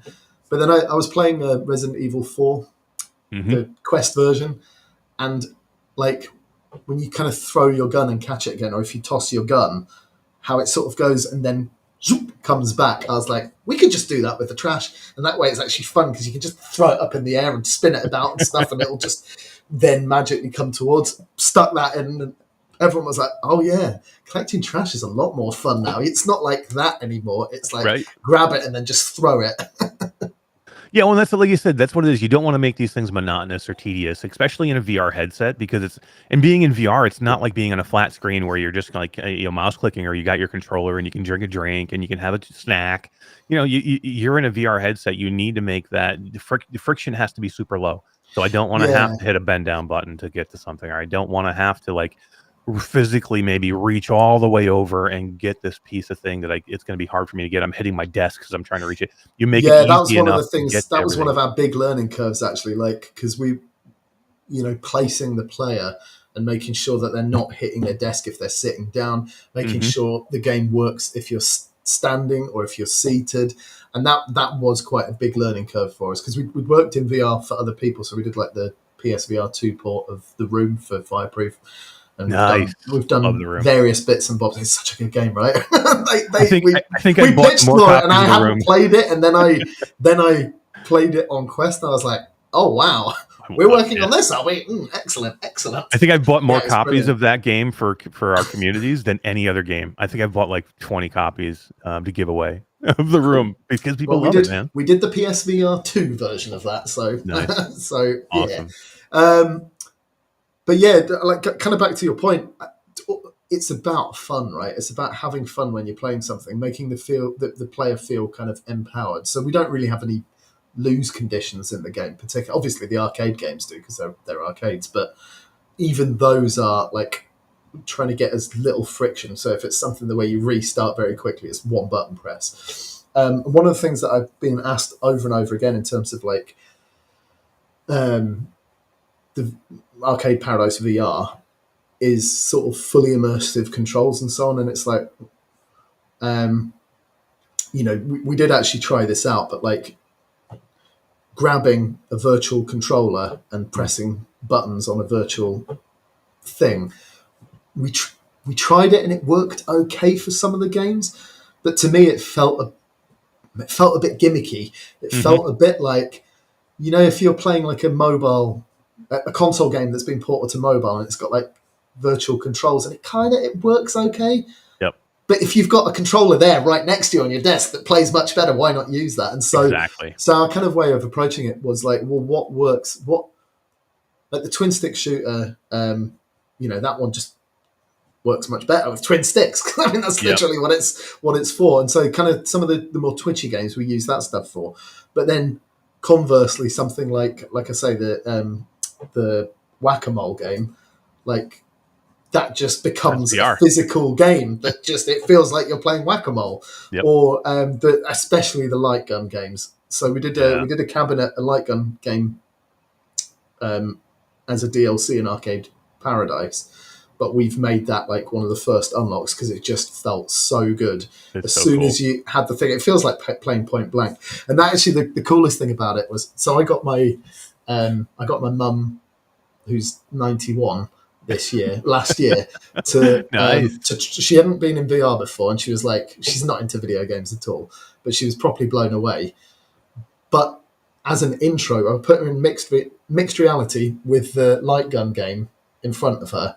And there's no like having to hold her hand and make sure that she's not going to fall over because, you know, she's like in a virtual space in the real world. It's just like, you can see where I am, you can see where the arcade cabinet is, pick up the gun and shoot at the targets. And she just got it straight away, did really well on it. And even like reloading, if you've played a light gun game in the arcade, normally you shoot off the screen. So what do we do? That's exactly what we do. Just shoot off the screen in any direction. Bang, bang, bang, bosh, done. So, it just works really well for certain types of games. And we've added a whole bunch of new ones. How many cabinets? I think there's like 30-some cabinets, right? In total, in VR, as in Arcade Paradise VR, I think it's 38. I think. Wow. Don't quote me on that. It might be 35. The original one shipped with 35, but we've taken a few away because they just didn't work particularly well in VR. So like, but you've added in some more VR based. Yeah, well, I think we've added more than we've taken away, if you know what I mean. Which is why I think it's gone up from 35. Actually, it's 35 plus because there's games in games and some stuff that we like on the PC. You can unlock a dummies guide for to computers, and it means that you then unlock Minesweeper and Solitaire to play on a PC, and like we don't count the little game on the PDA. One of the games, that one, the Knuckles llama and game. Knees. Yeah, well, I mean, yeah. So, but it's not an arcade game, therefore, right? Exactly. In one of the games, one of the sort of showcasey games, it's a side-scrolling beat 'em up called Knuckles and Knees. Yeah. In that one, in the first level, there's like a King Wash laundromat pixel art that you can go into, and in there are 5 little playable mini arcade games. So there's like Fly Guy, which is basically Flappy Bird. There's Snake. There's like a sort of Frogger type game, and basically dumb stuff. That, I love. It's bad when you have a designer running the company because they go like, "I would like to add this thing," and everyone has to say yes. Everybody has their own idea. but even just some of the original cabinets you get right away. Like, so if people are out there are thinking, "Oh, I got to go unlock all these," you get some amazing cabinets almost right off the get go just to start. And like to get your first couple is fairly quick.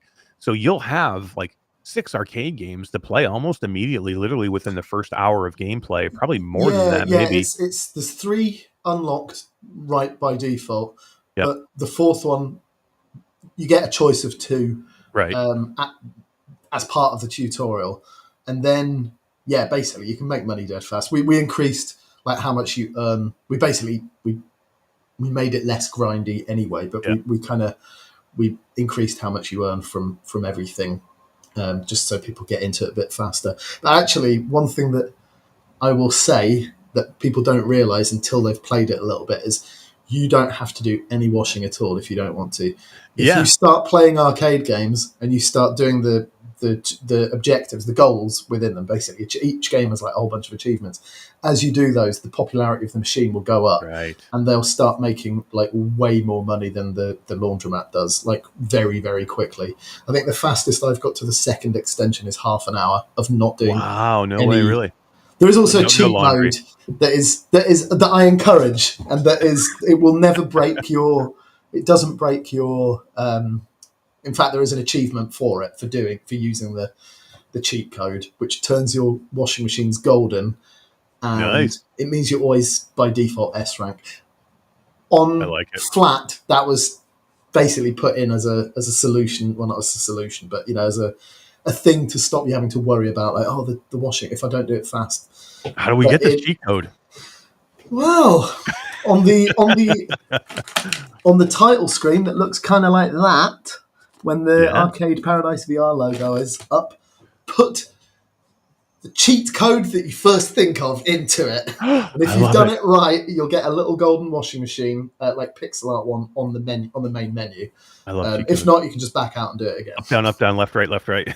Up, down, left, right, left, right. It's up, down, left, right, BA, and you don't have to press start because the A takes you into the menu. Is a start, right? Yeah, Konami code. I love it. Actually, it's the achievement is called Imanok code. It's similar so but cool, legally distinct. Yeah. Before we started the interview, we started talking because we kind of, both of us kind of grew up in this age, a little bit. Maybe I was a little bit before you, but right about this age. So we were talking about some of the homage, paying homages to these classic arcades and just the time period in general. Like, there's so many things, like I was, you were saying, and I was saying, there's so many things in this game that, like, immediately when you see them, bring a smile to your face because you're like, oh my god, that's amazing. Like the Atari cartridge that you find is trash on the floor. I'm glad you noticed that. Yeah, I mean, that's the coolest thing in the world. It's basically an homage to the Atari 2600 ET cartridge that were like famously buried in the desert, and where they had so many copies left over that they just dug a hole in the Arizona desert and stuffed like thousands upon hundreds of thousands of copies. It's been excavated, apparently. I'm sure there's a documentary about it. I know. I want one of them. One of the buried ones. Yeah, it's great that you have it in there. Like, you have, a pizza box, which I don't know in England. I assume you don't have Pizza Hut, but I don't know if you know of Pizza Hut. Okay, you do. Okay, I wasn't sure if it was an American thing or not, but I mean, I love it. It says Pizza King, but it looks exactly like a Pizza Hut box. And I'm looking at it, and you know how many hours I spent at Pizza Hut playing on tabletop Pac-Man and Galaga games, the tabletop machines that were in our Pizza Huts that were close to us. So actually, on Pizza King, so when we were first discussing what we would do for Arcade Paradise VR, I wasn't sure if we were going to be doing a completely new game, i.e. new story and all that sort of stuff. If we were, then the idea was going to be that Arcade Paradise already exists. Ashley's created this arcade already, but you work at a pizzeria and you're literally doing creating pizzas and so on for people. So you're in VR making pizzas, but there's also an arcade component, and effectively same idea. But I worked in kitchen. I mean, you'll be able to tell from the game. I've had a lot of shitty jobs where I start making up games to pass the time. So that's throwing 3-pointers from the garbage is directly linked to stuff I used to do when I worked in kitchens. So it's just how far back can we stand and throw this thing in? Love it. But yeah, working in restaurants is just quite stressful, and we wanted something that is really active. So we wanted something that is not seen as glamorous. Originally, it was going to be like a video shop, like VHS rental store that had component. But that was quite like an aspirational job when I was a kid. It's like everyone wanted to either work at an arcade or at a record shop or at a Blockbuster Video or something like that. Because then you can watch movies all the time. Mm-hmm. So it's like, well, what's the least aspirational thing? Cleaning toilets and doing laundry, doing people's dirty underwear for them. So yeah, we opted for that one. Plus, then we found this amazing asset. For the King washing, we're like, all right, let's lean right into this. But I've been playing RoboCop recently, the new RoboCop game, and they use a lot of the same asset packs that we use. So there's an arcade in there, and I walked in, I'm like, these look a lot like our arcade games. They've clearly bought the same asset pack, but they haven't changed the textures on it or anything like that. Nice. And I was like, why can I not play these games? Yeah, right. I just want to go in and play them. I know. I think it's super interesting with this, especially for nostalgia-wise, for somebody of my age, to go in, because I was there at the beginning of arcades. Like I was born in the early '70s, so I remember when the mall, in the United States, the indoor mall became a thing. Like I remember when there was no malls and then there was malls, and then the stores that would pop up in those malls, and then the first arcade popping up in those malls. Like I remember going into an arcade when there was no coin machine. There was a dude that worked there. And he stood at the front door. He had a change machine on his belt, and that's how you got your quarters to go play. So, I remember that time. And then this is set a little bit after that. So in the 90s, the early 90s. So this is kind of through the heyday, but you're kind of like getting to the end. But for me, I feel like we're kind of coming full circle now, because now you can see what this was like with Arcade Paradise at the beginning. You see the middle, and now you see like the retro coming back. Like I feel today like arcades and like home arcades, and then going to like barcades now are extremely popular again. So the timing for this is so good. Did you guys think about that when you made it? Or we created that resurgence. it was you. You did it. Yeah, it was all man, I owe so much to you. I guess so. Yeah, I mean, I've always loved arcades. I remember the first probably video game I saw. I cannot remember the name of it now, but it's a Sega racing game that's kind of similar to Atari's Night Drive, and it was like top down. GT something or other. It's it's not a particularly well known one, and they had that in a toy shop, because I grew up in Switzerland, so I had that in a toy shop in this big shopping centre, probably in 1984, something like that, 1983, and I didn't play it because I was a 5-year-old or something, and I was like, but I want to play with the steering wheel and pretend I'm playing this thing. So yeah, there's that sort of feeling of being like excited because you're seeing this thing for the next time. We were really trying to recreate that with and actually the way that the arcade machines are delivered was sort of directly influenced by like when you're a kid and you bought a new game and you're like, get on the bus and you're like reading the manual cover to cover, and you like run home as fast as you can, and they're like, then get the tape on and press, load it and spend 5 minutes waiting for it to load, and then it hasn't, but that's the bad bits. So this thing of like, you order it and then you have to wait until the next day, and then it gets delivered, and you're like, ooh, with a big ridiculous like almost loot chest style animation, and then you're like, right, now I can go and play it and see what this is all about. Was like, there's that anticipation that we sort of tried to build in there. And I really quite like the way that felt. But yeah, just in terms of the nostalgia and stuff like that, we worked really hard to try and make it feel as sort of authentically 90s as possible, like the music, the sort of the fashion, all that stuff that's in there. It does feel like it too. Even the jukebox, you like the music, the jukebox, and the stuff you can get out of the jukebox, and then buying more music. It's awesome. Yeah, off disc jammers, similar but legally distinct to the best video game, the best arcade game in existence, Windjammers / Flying Disc game. That's one of the few that we didn't attempt to sort of pay homage to, because it's basically a perfect game. It can't be bettered. Same with exactly. Street Fighter 2 is like, we have a side-scrolling beat 'em up, like kind of Streets of Rage style, but trying to do a 2-player beat 'em up is that would be tough, right? That is, when there's some things that you're just like, we could have spent a year and it still wouldn't be as good as Street Fighter 2. Like we could have spent 2 years and it still wouldn't be as good. I would have, it would have been so cool. Like, and it's probably impossible, but did you guys ever think about this, of trying to go to Konami or some of these games and actually get the actual arcade games to put in there? Or was that ever a thought? We've talked about it on and off. Sega especially was that kind of came up quite a lot. But because we wanted this world to feel our own, so we kind of have like recurring characters and sort of franchises and crossover games where you've got like one character from one thing and in another game and all that sort of stuff. And it would have limited our freedom to do that, I think. Plus, and this is not, I'm not being down on arcades at all, because I love them clearly, but the way that arcades, especially like the early to mid 80s arcades, are set up is not, it doesn't sit that well with most modern players. That's true. They're harsh. They're built to take your quarters off you, right? Whereas modern Dragon's Lair. Yeah, well, yeah, R-Type.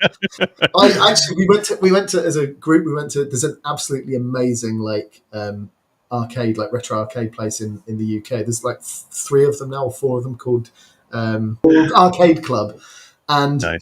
I mean, we've got a whole bunch of barcade type places as well, but this place you pay an entry and it's next to nothing. It's like 15 quid. So what, like well, probably $15, depending on how badly the pound is doing right now. And that's you in all day. Everything's on free play, and they have about 400 or 500 machines, like probably 200 pinball machines, 300 arcades, and they've got everything.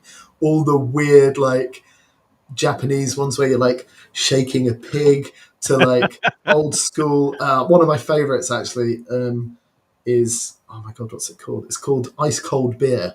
And it's like you're rolling this physical ball up and down. Up and down. Yeah, yeah. Brilliant game. Yeah. Yep. But yeah, so we had a company day out basically. And we spent That's awesome. Probably 5 or 6 hours in there. And I put maybe, I don't even know how many credits in, but I played Space Harrier. Being a massive Shenmue fan and Yu Suzuki fan, I was like, I will play Space Harrier. Someone has already played it. It was on continue screen. I'll just jump on and see if I can complete it ever. I managed to. On the last level, on the final level of the game, I swear I must have put 40 credits in just to play a minute's worth. I was dying within less than a second. I was just like, this is brutal. Oh yeah, I mean, you're right. You're exactly. We mentioned Dragon's Lair, all those light gun games. You know, a lot of those early, especially the early light gun games, which were so amazing but they drag you in, but they were so hard to, like, you could just pump. Operation Wolf. Yeah, exactly. Operation Wolf. Actually, Terminator. So Operation Wolf isn't a light gun game. I hadn't realized this until we did a bit of research into it. It's just a joystick. Right, because you had like the Uzi, right? That way, yeah. It's literally moving your cursor around as a joystick, which was like I only realized that maybe a year ago, and I was like, wait, what? How did I not realize? Yeah, but Point Blank, I mean, that is a modern. That is a modern but absolutely brilliant. Like, I think Point Blank is one of the greatest arcade games, and I'm going to point it out because we paid homage to probably the most genius arcade game. Not my favourite, that was Windjammers, but the most genius arcade game ever created is Namco's Quick and Crash, which is a light gun game with physical targets. So it's not got a screen. It's the same era as Time Crisis, and in fact, it might be slightly after Time Crisis. You've got this big cabinet. You've got a 6-shooter. Well, no, you've got a light gun, basically. Yeah. And you've got physical targets that pop up on the cabinet. Nice. You have something like 20 bullets in total. You have to be super accurate, and you have 4 rounds. And the idea is you on the first round you shoot 2 targets, then 3, then 4, and then in the final round you get like a cup that comes up, a physical cup. You shoot it and it shatters, and it feels amazing when you shoot this cup. And like the first time you play it, it's like, how do they do that? Do they feed a cup in every single time and smash a new one? They have 400 cups in the bottom of the cabinet. Yeah. Someone in there just like swapping them out. It's absolutely genius. But the genius thing about it is that the game is about going as fast as possible. So you can, if you're really good, you will spend your credit in under 5 seconds, and it's hyper competitive as well. So next person's on, right? And you could, if this was in a bar and it cost like 50p or whatever, you know, like $1 or 50 cents or whatever. Yep. You'd be raking it in because people will definitely. It's so competitive, like trying to get your time down, and it is like it's literally 4 seconds, 5 seconds for like a full game. So how have I never heard of this game, man? Now I need to go find this thing now. Well, you can just play a bit more Arcade Paradise, and you'll get right, and then you can play it in one of our closest. And you can play it in your own living room. Yeah. Well, in mixed reality, of course. Yeah, and then let's get into that because I know we're getting close to time here. So I want to. I'd love to touch on the mixed reality because it was one of the cooler things that I love about the game, mixed reality, especially with a Quest 3 headset or like say a Pico headset where you have color pass through. One of the earliest things that you open up or that you're available to open up is, I don't remember the name of it, but it's like a virtual machine. It's called Future Home That's it. Future home home reality something or other. I've forgotten. Yeah, it was basically like a little surprise that you're I like, love it. It looks like a big catwalk, or Omni, treadmill, virtual treadmill, and you walk into this thing and it's got the biggest, most like Pimax sized VR headset that you put on, and it allows you to go into your own. Actually, as you do it, as soon as you put the headset on, it brings you to your pass through. So you're seeing, your living room or your kitchen or wherever you're in VR. You're seeing your own space, and then you're able to place the cabinets that you have unlocked into that space. So you can build your own arcade in your own room, which is amazing. Yeah, it just feels great, right? And it does. It's kind of one of the simpler implementations of mixed reality that I've seen, because people are using it for really cool stuff. Like robots crawling on the walls and stuff bouncing on the tables and all that sort of stuff. We were just like, let's just keep it simple. People want to play arcade machines in their house. Let's just give them that, and it just kind of works. Absolutely. Everybody wants to build their own arcade too.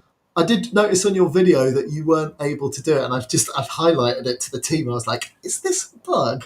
I don't know what happened. Did you set it up in the same room? No, it was a different room.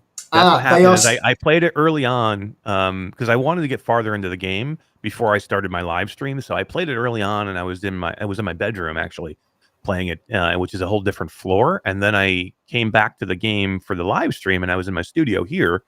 But I was able to open something up later. It just wouldn't let me go to the older one. It's one of the newer games that you bought. Right, exactly. So what has happened is you have placed those machines. It's downstairs in my bedroom. Yeah, it's using spatial tags. So if you boot the game up and go downstairs, they'll be down there. Which is awesome. But Zombat will be behind you in that room that you're playing in. So if I looked around, I may have been able to see it. Yeah, we don't occlude walls, right? So if I had looked, that is quite a lot more. So if you'd looked down, there would be. If I had looked down, it would have been downstairs in my bedroom. That is freaking cool. That's the one thing I love about this is the spatial anchoring of this. So once you place it, it's there. So when you come back to it, it's there still. It's like exactly where you put it. Yeah, although what you've pointed out to us is a bug that we do need to fix. Is that we do need some way of resetting without having to actually go over and move them about. Yeah. Yeah, I mean, if you could draw them back to you or something, I guess that would be a good idea. You can do, but you have to be able to point at them. I got you. That makes sense. It might be worth us putting a reset. I'm like, where the heck are all these cabinets? I'm like, I know I just opened them. But then I was streaming, and I was like, okay, maybe because I'm casting, it's not allowing me to do that. But then I was able to open up Zombat later, which worked out good. But it was just amazing. I love doing it. I placed a couple of the cabinets here, but like I'm building my own personal arcade. So I have like a I think 10 machines downstairs in my arcade room. But most people can't do that. It's for me, it's taken a ton of time. It's a ton of money. You got to have space to do it. And but here, literally, you've got to be able to repair them as well. I think that's the I mean, nobody wants to work on these things. Yeah. We're all working fully remote now. But we had an office with an arcade machine in it for a long time. And that arcade machine is at home now.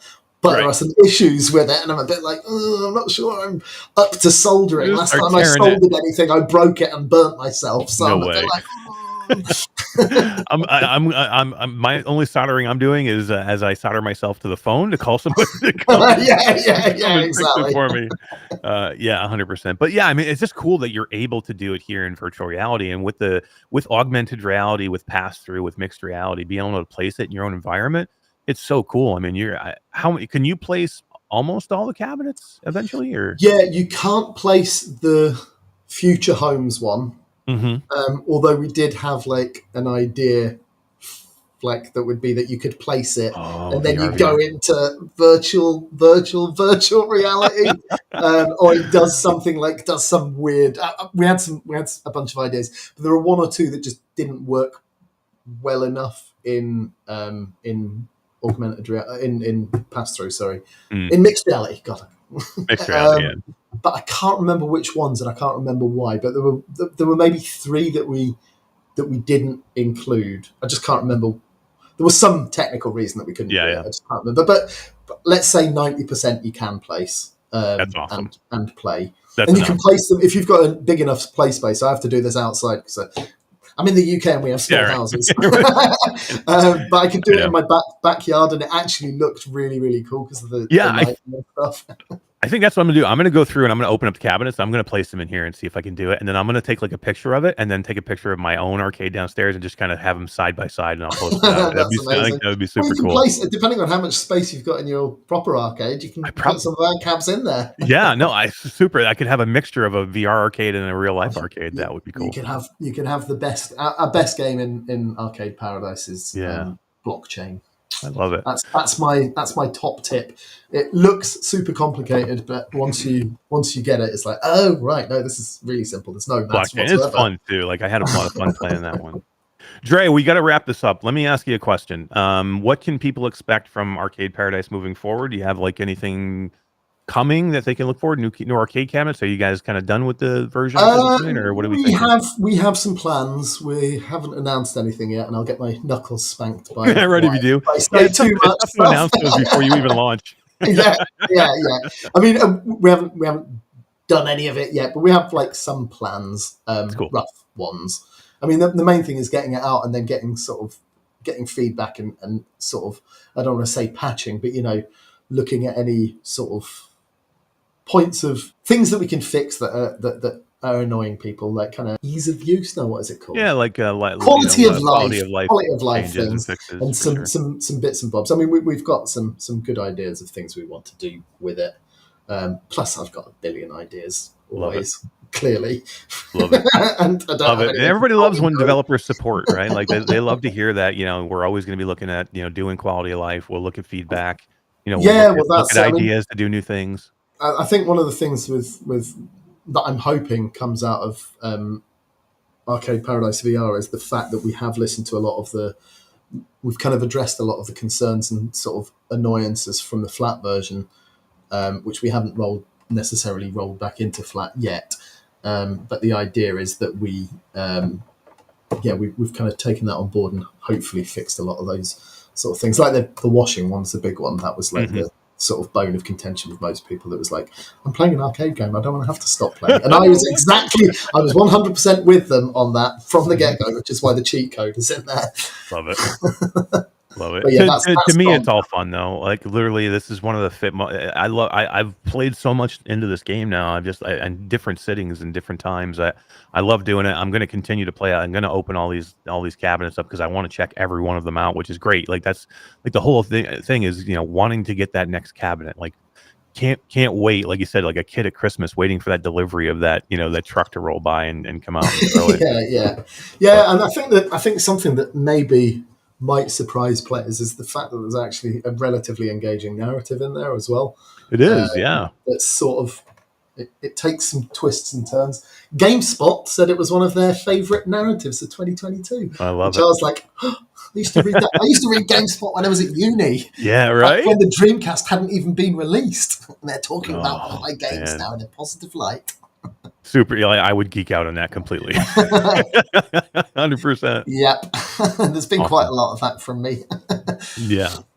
Dre, thanks, man, for talking to us today. I really appreciate it. There's so much to unpack here. This is like close to my heart, this game. Thank you for making it. Thank you for making it in VR, because again, that's probably the only way I would have played it, and a lot of these other people would play it. And that's where I think even the flat players who have played this game in flat, they should go and experience it in VR, because I think it's a whole different experience. So thank you, man, for making the game. We appreciate it. Well, thank you for playing. That's why we do it, right? Absolutely. All right. We'll send this back to Eric and not Todd, because again, he's a slacker and not here because he's in the hospital. So we'll see you soon. Cheers. Bye-bye.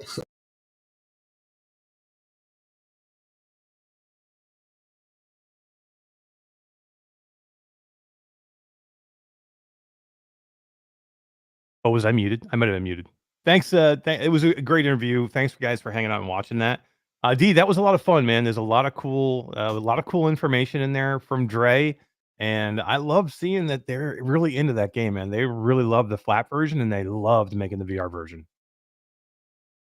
Yeah, I loved that he mentioned one of my favorite flat games, Geometry Wars. Yes. God, yeah. Well, love that game. I still play that game. you need to get into Arcade Paradise because there, again, almost 40 cabinets. And there's a ton of cool games in there that I think you would like. Like, if you're a fan of like Geometry Wars and things like that, all these cabinets are playable. Some are even playable as like virtual reality cabinets, but even the regular arcade cabinets are freaking so much fun. Yeah. Yeah, it was cool. Let's see. I want to say some Ender's VR Arcade says I went to college in Saratoga Springs and loved Stewart's orange creamsicle soda. Dude, I used to live about 10 minutes from Saratoga Springs. And Stewart's was like our place, man. Was like everybody has that local gas station wherever they live, like that chain of gas station, like down here it's Wawa. Oh D, you should have told me you're not. I was Oh okay man, for a Chris minute Miller, right? until But yeah, someone said thank you, Bluebell. But yeah, everybody has that local gas station, like kind of like a mini mart. Like what is it in Colorado? There's got to be something, right? Like down here in Florida, there's like Wawa is like the big one. we just got our first did my stuff freeze? Yeah, your camera froze. Son of a biscuit. It's okay, you Well, I'm fixed it. still gonna keep talking anyway Yeah, and yeah. just imagine my lips are moving. Yeah, exactly. No, we just got our first Bucky's. Oh It's damn! Well, the in Bucky's is like a an whole hour and a freaking. half north of here, but like King Supers is Mhm. our. Oh no, wait, that's a grocery store. Yeah, I'm talking like a quick stop, like a 7-Eleven, but not like like a Right. We do national have a chain, like a 7-Eleven right local. on the corner over here, so Yeah, I'm looking like a local chain, like Stewart's is New York. You're not gonna Maverick. find a Stewart's anywhere else. Maverick just came Maverick, out here. cool. I've never Yeah. heard of Maverick. That's So kinda cool. yeah. Haven't been there yet. Working Bluebell from says, home kinda dips doesn't take too much out of the gas tank now. So that's yeah. true, so you don't have to get much gas. Nope. But Stewart's it wasn't even just a place to go for gas. They had, like, their own soda, and they had their own milk, and Oh they you know damn. what I mean, that you could go get, like, special milk, and they just had special stuff that was just for Stewart's. They had ice cream, you know what I mean? So if you were looking any time of year, you're looking for ice cream, you go to Stewart's, even during the wintertime when most all ice cream places are closed. But yeah, Bluebell says, "I love Stewart's when I was in Poughkeepsie, New York." Yeah, I mean, like, there's just everybody has that little chain, you know what I mean? And it was super cool, man. Stewart's is great. Like, if you're ever in New York, especially upstate New York, stop at a Stewart's. You can't miss it. It's like they're very classical looking buildings, and they always have interesting, cool stuff. But not like a Bucky. Bucky's is like a freaking supermarket. Like, it's not even. It's like a supermarket plus Dude, that thing a I grocery saw store plus. how big that thing was, and I'm like, hold on. um my freaking train of thought has derailed now. But no, the size of Bucky's, like it It's seems crazy. like an airport hangar. Like how many gas pumps? Like Uh, 100 gas pumps? oh, it's crazy. Uh but dude, they have people making freaking smoked, like barbecue, like Oh yeah. real barbecue in there. Not this, not no generic stuff. But Yeah. damn. Wish it were Yeah, close. too funny. Wish it were closer. Yeah, I agree. Yeah, too funny. Yeah, what did Eh, Mickey Barrios dropping keys like crazy in chat again. As always. Old Darth says Mickey Bear equals Keymaster. What's up, Old Darth? How you doing? But yeah, Mickey Barrios and Mike Newton, Q Creator, are legends because a lot of these keys are from Mike too. So thanks, guys. We appreciate it. Teaming up to do some cool stuff. Mm, Super fun interview. Dre was funny, dude. The cat. Let's talk about the Dude, you gotta tell everybody what the cat cat. did. Oh, so yeah, I had to do like a lot of editing. Like, me and him got through that interview flawlessly. Like, I was literally like, we are not gonna have to do any editing, and this is gonna be great. All I gotta do is cut off the beginning and cut off the ending, and it's gonna be so easy. And then this fucking cat starts getting all over, and it like at one point it got in between him and me and the camera, and it was so funny, man. The cat was just so cool because you got to remember, Dre said he has been gone like for 2 weeks on a vacation, not even vacation, like a conference to GDC, and then they went to Japan. So he's like, my cat literally has not seen me in 2 weeks. So as soon as he let the cat into the room, the cat was like all over him, man. It was so funny. But yeah, I had to do a ton of edits after that because like every time the cat would get in to do something in between, then Dre would lose his frame of his train of thought. And then, like I said, he was super jet lagged, but man, he did such a good job in the interview. And now his cat is famous. Yeah. Made his debut on Q2C VR Gamer. But yeah, that was so funny. Yeah, it was a good interview. Thank you to Arcade Paradise. Thank you, Dre, for coming in and doing that interview. I'm still in love with this game, man. It's just a really well done game. And D, I'm not kidding when I was talking to him. This game, like to me, I don't think I would play this game flat. And it's a super popular game flat. Like if you look at it, I'm just restarting OBS. yeah, no, sorry. yeah, go ahead. But if you look at this game, it's super popular. You know what I mean? And you know, and it's one of those games where everybody's like wants to play it flat, and I get it, but it's just not something I would play flat. But I'll play it all day long in VR because to me, it almost like it belongs in VR. Like I was saying, like I don't want to button press, doing the laundry. I mean, the laundry itself is, it's again, it's challenging enough to get you through it, but I don't want to button press doing it. That would be super boring for me. But if I can actually go in and do the laundry, if I can actually go in and play the arcade games and like feel like I'm playing them, or go into a mixed reality and place arcade cabinets in my own environment, that is what I feel like is there. You are, D. You're Oh my back. God, it's Oh, locked you again. What you the froze again. fun? At least this is a better Pose? frozen face. What the Yeah. hell, dude? It's all right. Keep giving it a try. But yeah, it was super cool. I love Arcade Paradise, and it was a great interview, and so much fun. So I had a ball doing it. Guys, I got a new book today. I want to talk about this book. I've read this book probably more than any book that I've ever. And I'm a book reader. I was a book reader when it was like regular hardcover, and paperback books. I've always been a book reader. Probably since I was in college. I started reading books constantly. And I've read this book that I'm going to show you more than any other book, and I just got it today, and I wanted to show you because this is a book that I think that you should all read if you have not read it. I've probably listened to it 4 times, listened to the entire book 4 or 5 times, and I've probably read it in paperback probably another. There's D. You're back, you're good. And I've probably read it in paperback like another 3 times. I've probably gone through this book between audio and reading it. I'm no exaggeration. I think it's like 7 or 8 times, something like that. And I listen to it all the time. Even now, I'll just listen to excerpts of it sometime when I'm listening to my audiobooks. But guys, if you don't know this book, this is History of the Future. It's History of the Future by Blake J. Harris. This is basically it's the history. It's Oculus, Facebook, and the revolution that swept virtual reality. This is where modern day VR took place. The Stand is a great book, Tech. I've read The Stand twice, actually, I think. And I've read Stephen King's It, I think, twice. And those are really big, long books.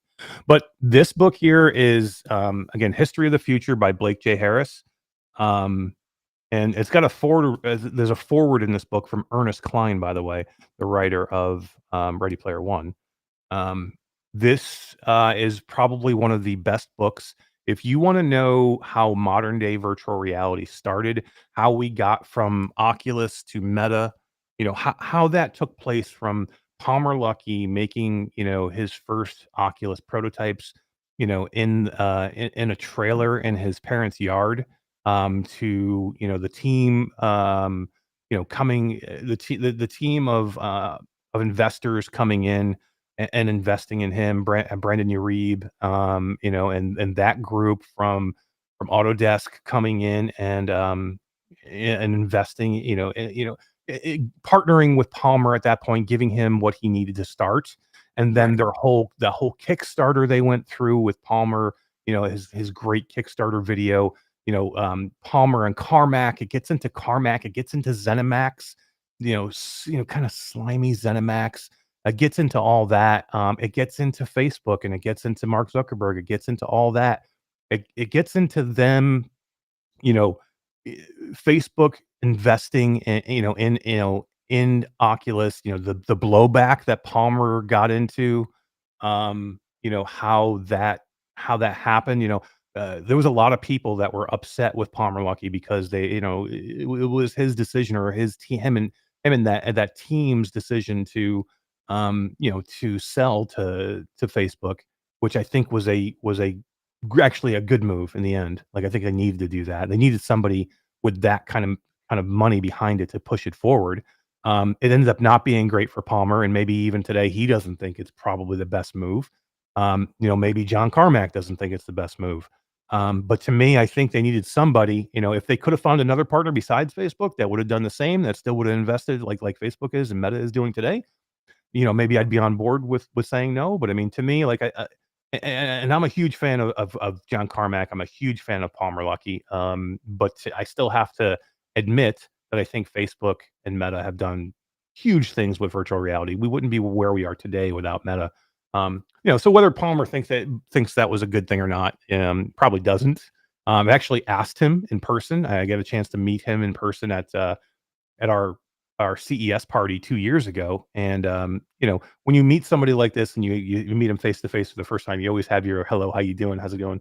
Like my first question, I'm like, Palmer, I just have to ask you a question. How close was this to real? And he said 95%. So this was written by somebody who kind of mirrored. This was written by Blake J. Harris, but he was there. He was kind of mirroring. In there, he was given all of the. He was given text messages. He was given emails and things to kind of like build this book off of. So he has a really good thing. He saw how these things were laid out, and he was given a lot of information. But it was just super cool. And I just wanted to ask him, like, really, how close was it? Because, he's read it, of course. It's, the book is mainly about him now, and it puts him in a really good light. So, you know what I mean? So, but he was like, yes, it's very, very close. There's a couple of things like, later on towards the Facebook buy-in that he said were like maybe a little exaggerated, or I didn't say this, or I kind of never said that, but pretty much he was like, it's pretty spot on. Yeah. And it was such an interesting time, like through all of their money raising, through their VC rounds, they had this huge, VC firm, Andreas Horowitz, who came in and led their Series A round, which really set them off to start being able to produce more, to get the DK1 and the DK2 ready to go, bringing in all these people, it goes through a whole part of bringing in the guy who did Rock Band and made the peripherals for Rock Band, and how he came in and helped make the first DK1. Like, he was the man on the ground in China, setting up the factories. That goes into that kind of detail, like what they had to go through to set these things up, what Palmer had to go to, running from show to show, like Palmer running to the shows that we're going to now, running to CES, running to GDC, running to, all these cool conferences, E3, doing these things, shaking hands, doing talks with Carmack as like a young kid on stage with John Carmack, talking about VR, going to Valve and talking to Gabe Newell and seeing what Valve was working on at that point, and Valve being like blown away by Palmer's, his original prototype, to the point where, in the Kickstarter video, he had Valve and Gabe Newell saying how great this was and how blown away he was. And then again, the whole ZeniMax thing and id, where Carmack wanted to be part of Palmer and Oculus and try and help in any way he could. Like, he was, ZeniMax got like in a mix there, and there was lawsuits, and then they basically said, John, you can't. They forbid John Carmack from even working or even collaborating in any way with Oculus until he was able finally to leave, and then he went to Oculus, and then they went to Meta finally when they bought out, but. Extremely interesting. If you like any kind of history of what we're all about and doing right now, go read this book, man. It's so freaking good. Blake J. Harris, History of the Future. It's so good. D, this leads me into this shit show that we had this weekend between Boz, CTO of Meta, and Palmer and John Carmack. Because, oh my God, D, let me just read. I'm gonna read. I don't want to read all of it because if you guys want to see, like, Upload actually did a good article on it, which shows all the excerpts from Twitter, so it'll give you a good idea of reading through the whole thing. I'm not going to do everything, but I just kind of want to read some of Just this pick stuff. out the juicy bits, dude. Yeah. So it kind of started with this, I think. Everybody loves the juicy bits. Yeah, exactly. It was a quote from Carmack, or actually a post from Carmack on Twitter that said, "I regret not doing more to support and defend Palmer Luckey at Facebook. We were in different states and different divisions, and I was largely out of the political loop. But when I became aware of the situation, I should have made and open, uh, clear and open statement of opposing the witch hunt." So if you guys don't remember, Palmer ended up getting fired. As they sold Oculus sold to Facebook. Palmer, made a ton of money. He made, billions of dollars. Um, so he did okay, but he was to stay on, of course. You know what I mean? It was still his part. It was still he was still part of the company. Right. He was to stay on and work on all these things, and he ended up getting fired because of some political things that he was kind of wrapped up in. And Deke, I mean, I'm one of those people that I don't care politically, like what side. Like I'm very like, don't care if you're this side, don't care if you're that side. You have a good opinion, you have a good opinion. I never would judge anybody on their political. That's the dumbest thing I've ever seen, to judge people on their political backgrounds, because all you'll do is create hate. And when you do have a witch hunt for somebody because of their political background, it's a terrible thing. And that's what happened here. That's what happened here. It was in that during that cancel time, man, where it was like, if you didn't toe the line and you didn't think the way, certain people felt, you were in trouble, whether it was one side or the other. It didn't matter, right? And that's what happened. Palmer got caught in that, and they fired him. So Carmack's basically saying, I should have done more. I feel now I probably should have done more. It's a great statement. I read it and I'm like, wow, this is great. And they were good friends. I think they liked to love each other a lot. And then later on, there's a couple back and forth, and then John Carmack states, sorry, I am a non-activist libertarian. We never did any kind of a policy belief comparison. This is at Facebook, but I suspect I am mostly aligned with Palmer. I never had a problem working with anyone based on their political beliefs, as long as it stayed out of the work. And then he went on to talk about Facebook and how Facebook was basically, openly, he basically said, unfortunately, Facebook encouraged bring your whole self to work, which meant politics was openly present and rabble rousing was a thing. I would guess that an employee referendum would have gone against Palmer, but it might have been different if there was a unified front of Oculus founders behind him. And that's kind of what happened, right? The founders of Oculus kind of like bowed out at that point. You know what I mean? So they kind of didn't back Palmer like the way they probably should have. So then things went bad. He's kind of in and out. You're back? Okay. OBS is being a temperamental tonight. So yeah. So here's where I stand with all this. Okay. Again, I am very much on the side of John Carmack and Palmer Luckey here. And here's what I don't understand with Boz. I understand that Boz has his points that he wants to make, but why would you even get involved with this? Why not just let this go? This has been out there for a long time. All he had to do was not comment and leave it alone, and it would have been gone, right? But then Boz, he wants to, like, I don't know, man. It's like he can't control himself. Like, you are the CTO of one of the biggest companies in the world, man. You have to know, don't always hit the send button on what you think. Because then he says the culture has changed a lot since you left. He's answering Carmack here. He's directly answering Carmack. The culture has changed a lot since you left. Internal discussions have to be work focused, and you always and also you are woefully incorrect on the speculation. But I am not in a position to correct, except to say maybe don't speculate. So basically, he just tried to smack John Carmack in the face right there. If you look at it, listen to what he said. Basically said, don't speculate. He's like, you're woefully incorrect. Fuck, John Carmack was there. I don't need you're going to tell me he was there, dude. You can't tell me he was woefully incorrect. And Boz wasn't exact. He wasn't there. Oh, Jesus. Did you freeze again? No. I'll leave you on because we can hear you. Okay, yeah, please. So that I just don't get it. Like, I understand that Boz wants to like have an opinion here, but this doesn't help you, man.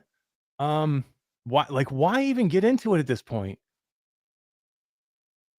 All right. Well, and then, then it starts to go back and forth more. Boz does say,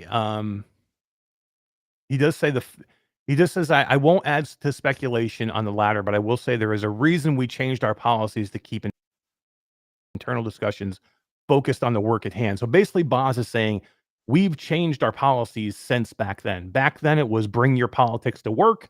He's saying now it's not anymore. It's not that way anymore. And then Blair Renaud from Lo-Fi gets in here too. I got to read this one. Blair Renaud says this is a wild thing to read. For one, he's answering Boz here. For one, you weren't even there when this stuff went down. Secondly, I assume you think Palmer's politics don't align because you know that someone else wrote the voting for Gary Johnson letter. This is another thing that they go over in the book. So if you're interested in this at all, there was a Gary Johnson letter that went out. Again, this was a whole big thing, a little bit of a scandal for Palmer and why he got fired. I won't go into that in detail here, but again, if you ever want to understand it, it'll tell you. And then Boz answers Blair back and says, I have absolutely no idea about Palmer's politics now or then, and defended him publicly inside the company when people were agitating around them. I'll tell you this, there's no way he did. I don't think he was defending Palmer ever. Because Palmer answers back right away. See, this is where you gotta don't. Why are you even getting involved with this, Boz? Just stop and don't hit send. Because Palmer comes back and says, "Great story, great story to tell. Now that I have dragged myself back to relevance, but you aren't credible. You retweeted posts claiming I donated to white supremacists, and a post saying that anyone who supports Trump because they don't like Hillary Clinton is a shitty human being." So Palmer basically states, dude, don't tell me now that you defended me. I have posts where you reposted stuff that was shit about me. So don't come out now and say you defended me. Yeah. I mean, that Palmer is going to get pissed when you say these things. This goes back and forth. I mean, then it's answered back by Boz saying,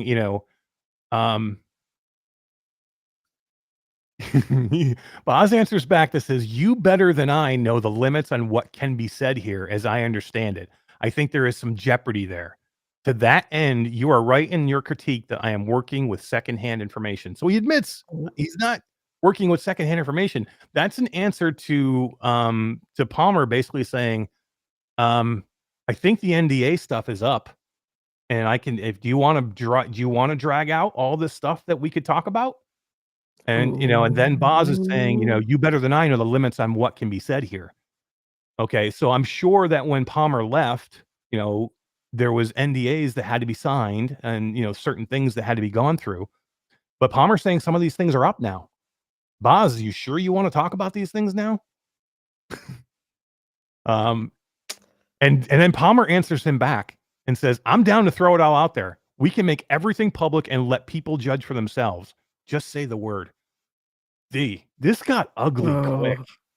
Dude. There was some tea here. We need this live, unedited, and I want them on the show. I want them on the show. I want them all on the show. All three of them. Ooh. Be like a Joe Rogan special. I'm there. I'm doing it. Could you imagine if we had them on the show? Dude, that'd be holy. I'll put it out there right now. I will open my show up. Palmer, I'll open my show up to you. John Carmack, I will open my show up to you. And Boz, I'll open my show up to you guys. Please come on. I would love to sit here and talk, and we can go through everything. And I would definitely be fair and honest and bring that all out. I'm just going to put that out there. Hey, this show is known for rants. So if they feel they need to rant, this is the absolute best place to do it. Dude, we have a great venue for them to do these things in. Bluebell said Boz would never do it. You never know. You never know. I'm just putting it out there. I am very open to wanting to hear from everybody, and I would love it. Would love to do it. This would be a great forum to do it in. I'll leave this last part because Palmer kind of ended up things here. He after Boz had talked back again, and he said, I normally ignore these things. I normally ignore things like this, but Bosworth is the head of VR at Meta. He took over everything I made prior to being fired. For him to now claim that he was a public defender of mine is beyond crazy. The tree remembers what the axe forgets. It's Oh, a that's great good. statement. Fucking Palmer. Fuck yeah, I love Oh, that dude. That is a great statement. The tree remembers what the axe forgets. mic drop. It is a mic drop, right? Like that's all you gotta say. I'm done. So good. Oh man. This whole thing was like a soap opera. If you want to read a soap opera about the birth of modern VR, I'm telling you right now, this is a crazy good book. I actually got this copy just recently because I have another copy. I got this copy because Palmer's talking at AWE, and I'm hoping that I can catch Blake J. Harris as well, and I'd love to get both of them to sign D. Oh, that'd be cool. Because I love it No, that Dee's much. I'm birthday's a coming huge up. That'd be a great birthday gift. hell yeah for anybody. For anybody, yeah. So that was pretty fun. Again, I wasn't there. I don't know what happened, but I'm It- just saying this, Boz. Why do you get involved, bro? Just stay out of. Don't let John made a statement. Let that statement just lie, dude. It didn't come out and say anything about anybody directly. It just stated that, hey, man. Now that I'm thinking back at it, there was a witch hunt. I should have been more vocal. It wasn't great. But come on, man. Just what you have to like not hit the send button at some point. And D, unless he does these things to like on purpose to draw attention from it, whatever else. Like literally for me, I mean, I think sometimes he tries to think about how he can get himself out there, and it sometimes just comes off bad and comes off wrong. right. Bluebell says, hint, hint, Eric. I know. If I could get him to sign it and give it 2 copies, I'll do it. But Arlen Cunder, take the high road. That's you got to do it, man. At that point, Some God, you people weren't there, man. just can't, man. Some people just can't, and they think they're, they think they're doing something, but in fact it's not good. Ugly. I would say take the high road unless you want to come on here and talk about it. Then I'll give you an open referendum to come here and talk about anything you want. Anything. You can come here. Boz can come. Palmer. Palmer would always be welcome here, of course. John Carmack, I wouldn't throw him out of bed for eating crackers. In any way. Come on, John, get in here. That would be so crazy. Oh my God. Seriously, I'll put it out there. Come hang out with us, guys, and come talk. Let's talk some stuff. But all right, I'll move on from that, guys. Go History of the Future. Go read it. It's so good. Audiobook. It's great.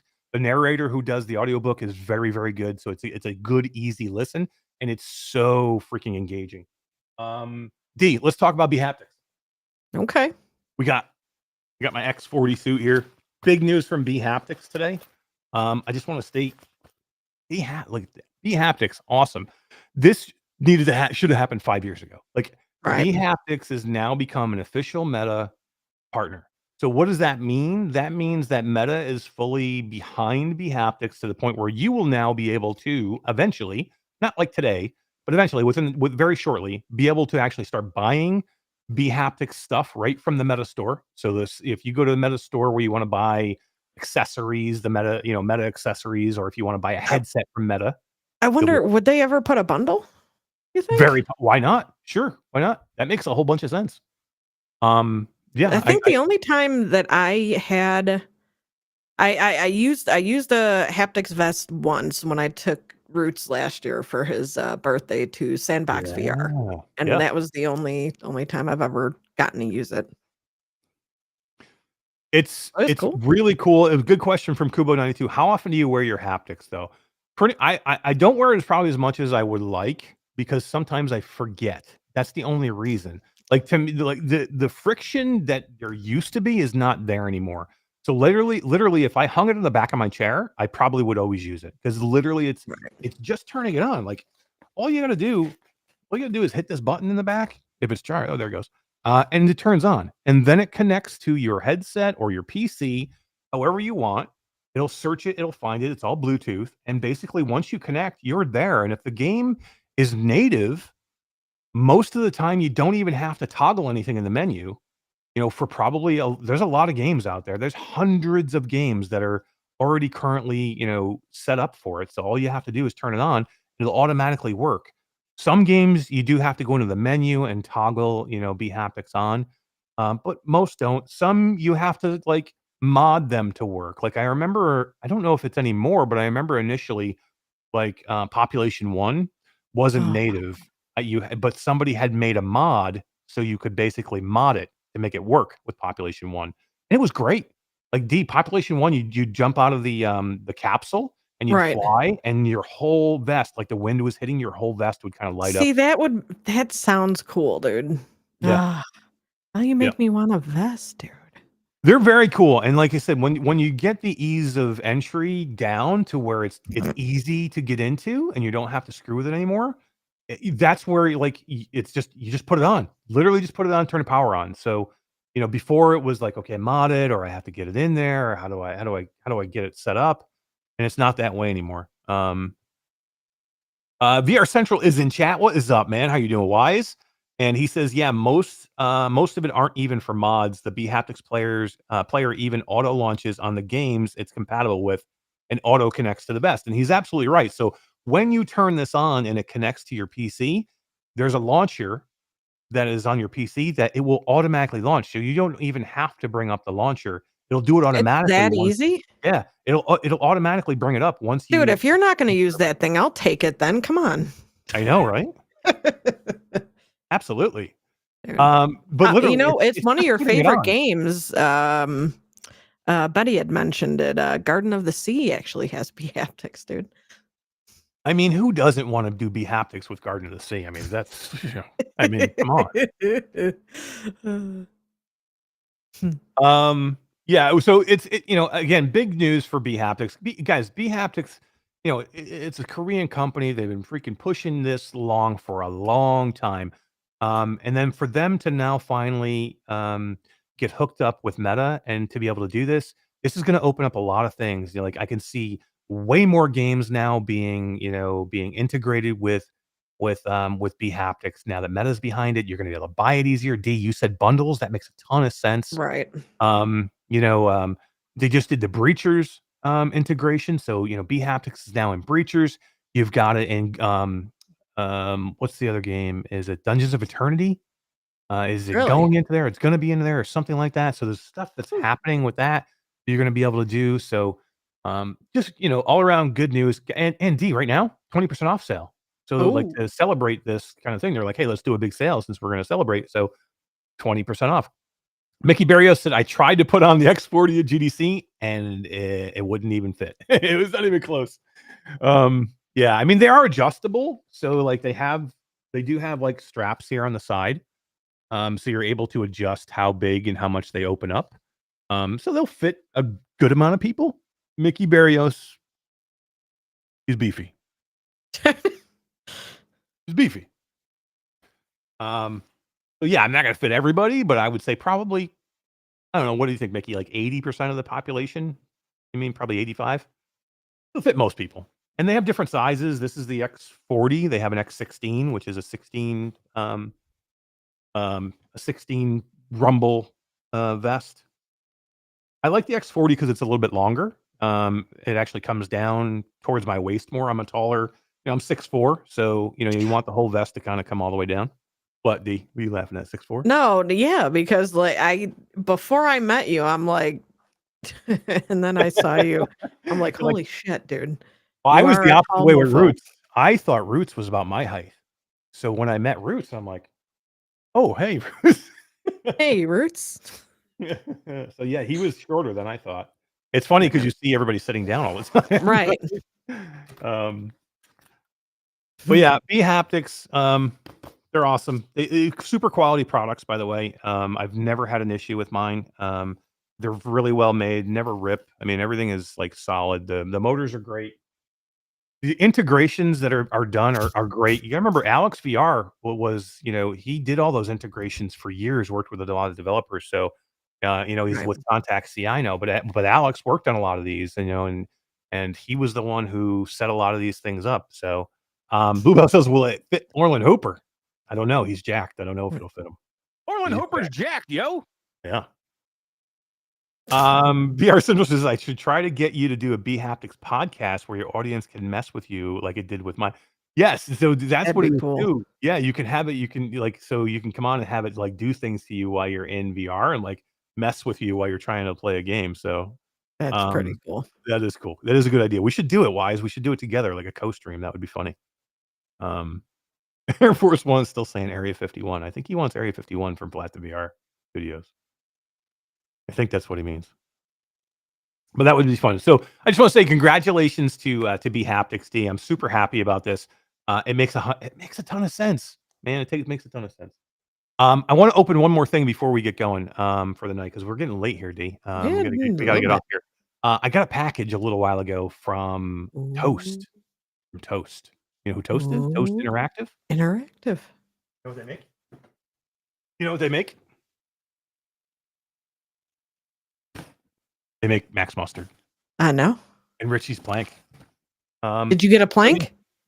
I did not get a plank. No. What'd you get? No, that's not the Max Mustard stuff, is it? Yeah.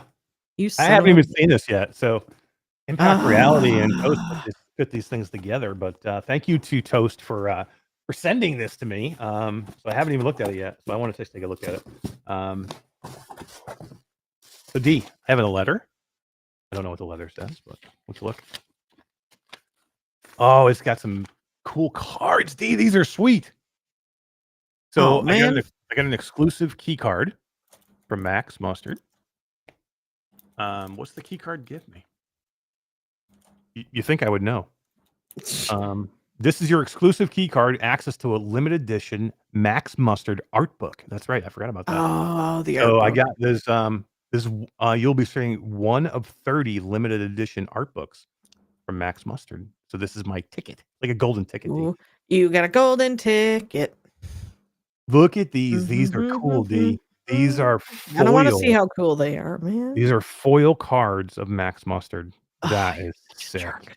Like gold foil. Max, and you got one of the characters there.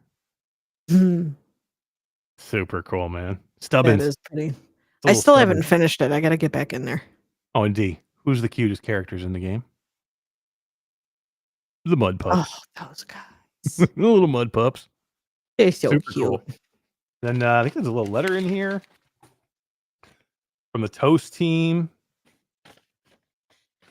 Oh man, it's nice. It's signed by Tony and Richard Estes, which is nice. Tony and Richie from Richie's Plank. So we had him on the show.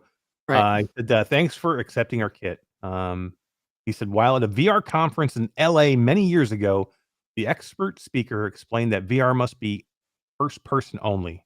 We didn't agree. On a long flight home to Australia, we played Mario Odyssey and noted that it needed to use the right thumbstick to turn the camera. Wouldn't it be better just to turn your head? We went on to do a prototype and we were convinced. Now we are here with Max Mustard, made for VR platformer. The team at Toast feel proud of it. We hope you enjoy it, playing it as much as we've enjoyed making it. That is an awesome developer who cares about VR. Love it. Cool. All right, what else do we have? D, this is super cool. The poster. Yes. Oh no, that's the one. That's the thing that I wanted with the glasses, dude. Oh, is it? That's right. It's got glasses. Yeah, the 3D poster, man. Right? Oh, I can't get this thing open. Okay, so don't open it. Don't open it. Don't open it. Oh, no, I got it open. Ah, damn it. Oh yeah, here's the glasses. Yep. Classic 3D glasses. I want it. Yeah, who doesn't?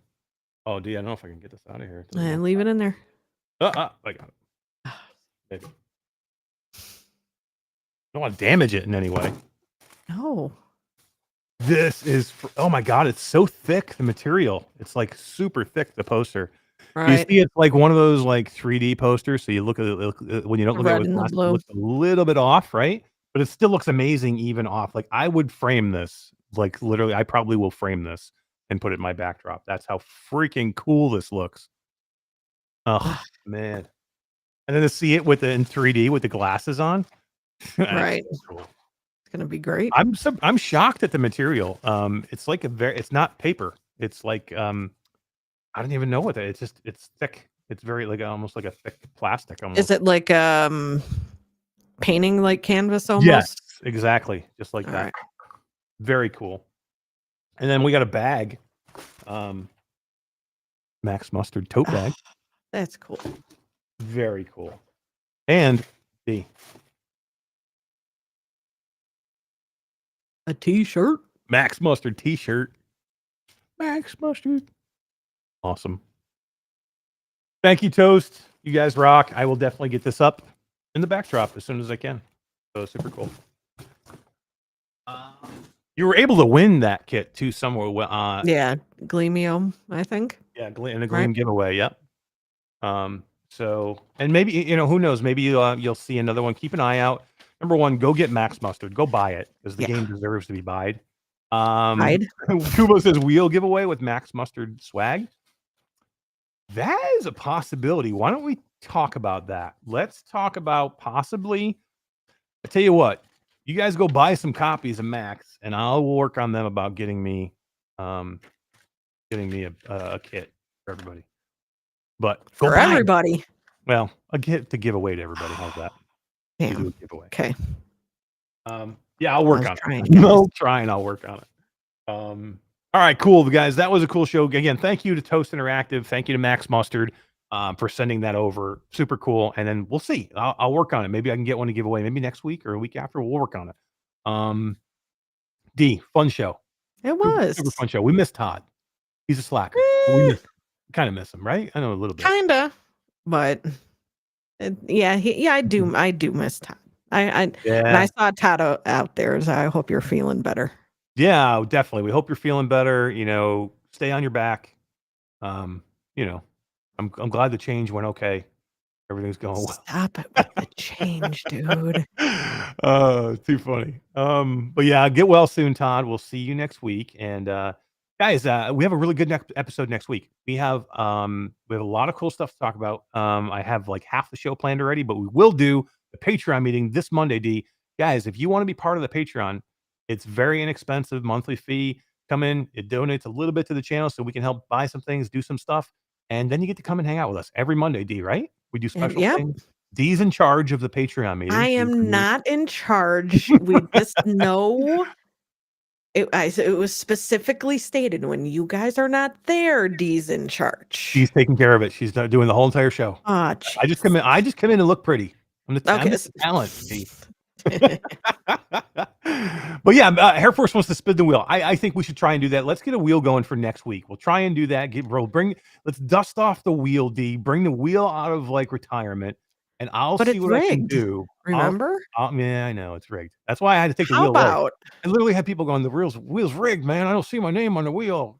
Well, then how about we do something like how people comment, make a comment in the after the fact. If they want their name on there. I think it's probably live on the show though. That's always fun. Yeah, but everybody's here. We'll think about it. We'll talk about it. The three of us will get together. We'll figure out. We'll talk about it. Hopefully, I'll talk to Toast. Maybe we can get one of these things to give away next week. In the meantime, go buy the game. Go buy Max Mustard. Go play it. And because I want to see a Max Mustard too. So me too. God, me too. Big time. All right, cool guys. Thank you very much for hanging out with us tonight. And D, I don't know where the end of the show thing is.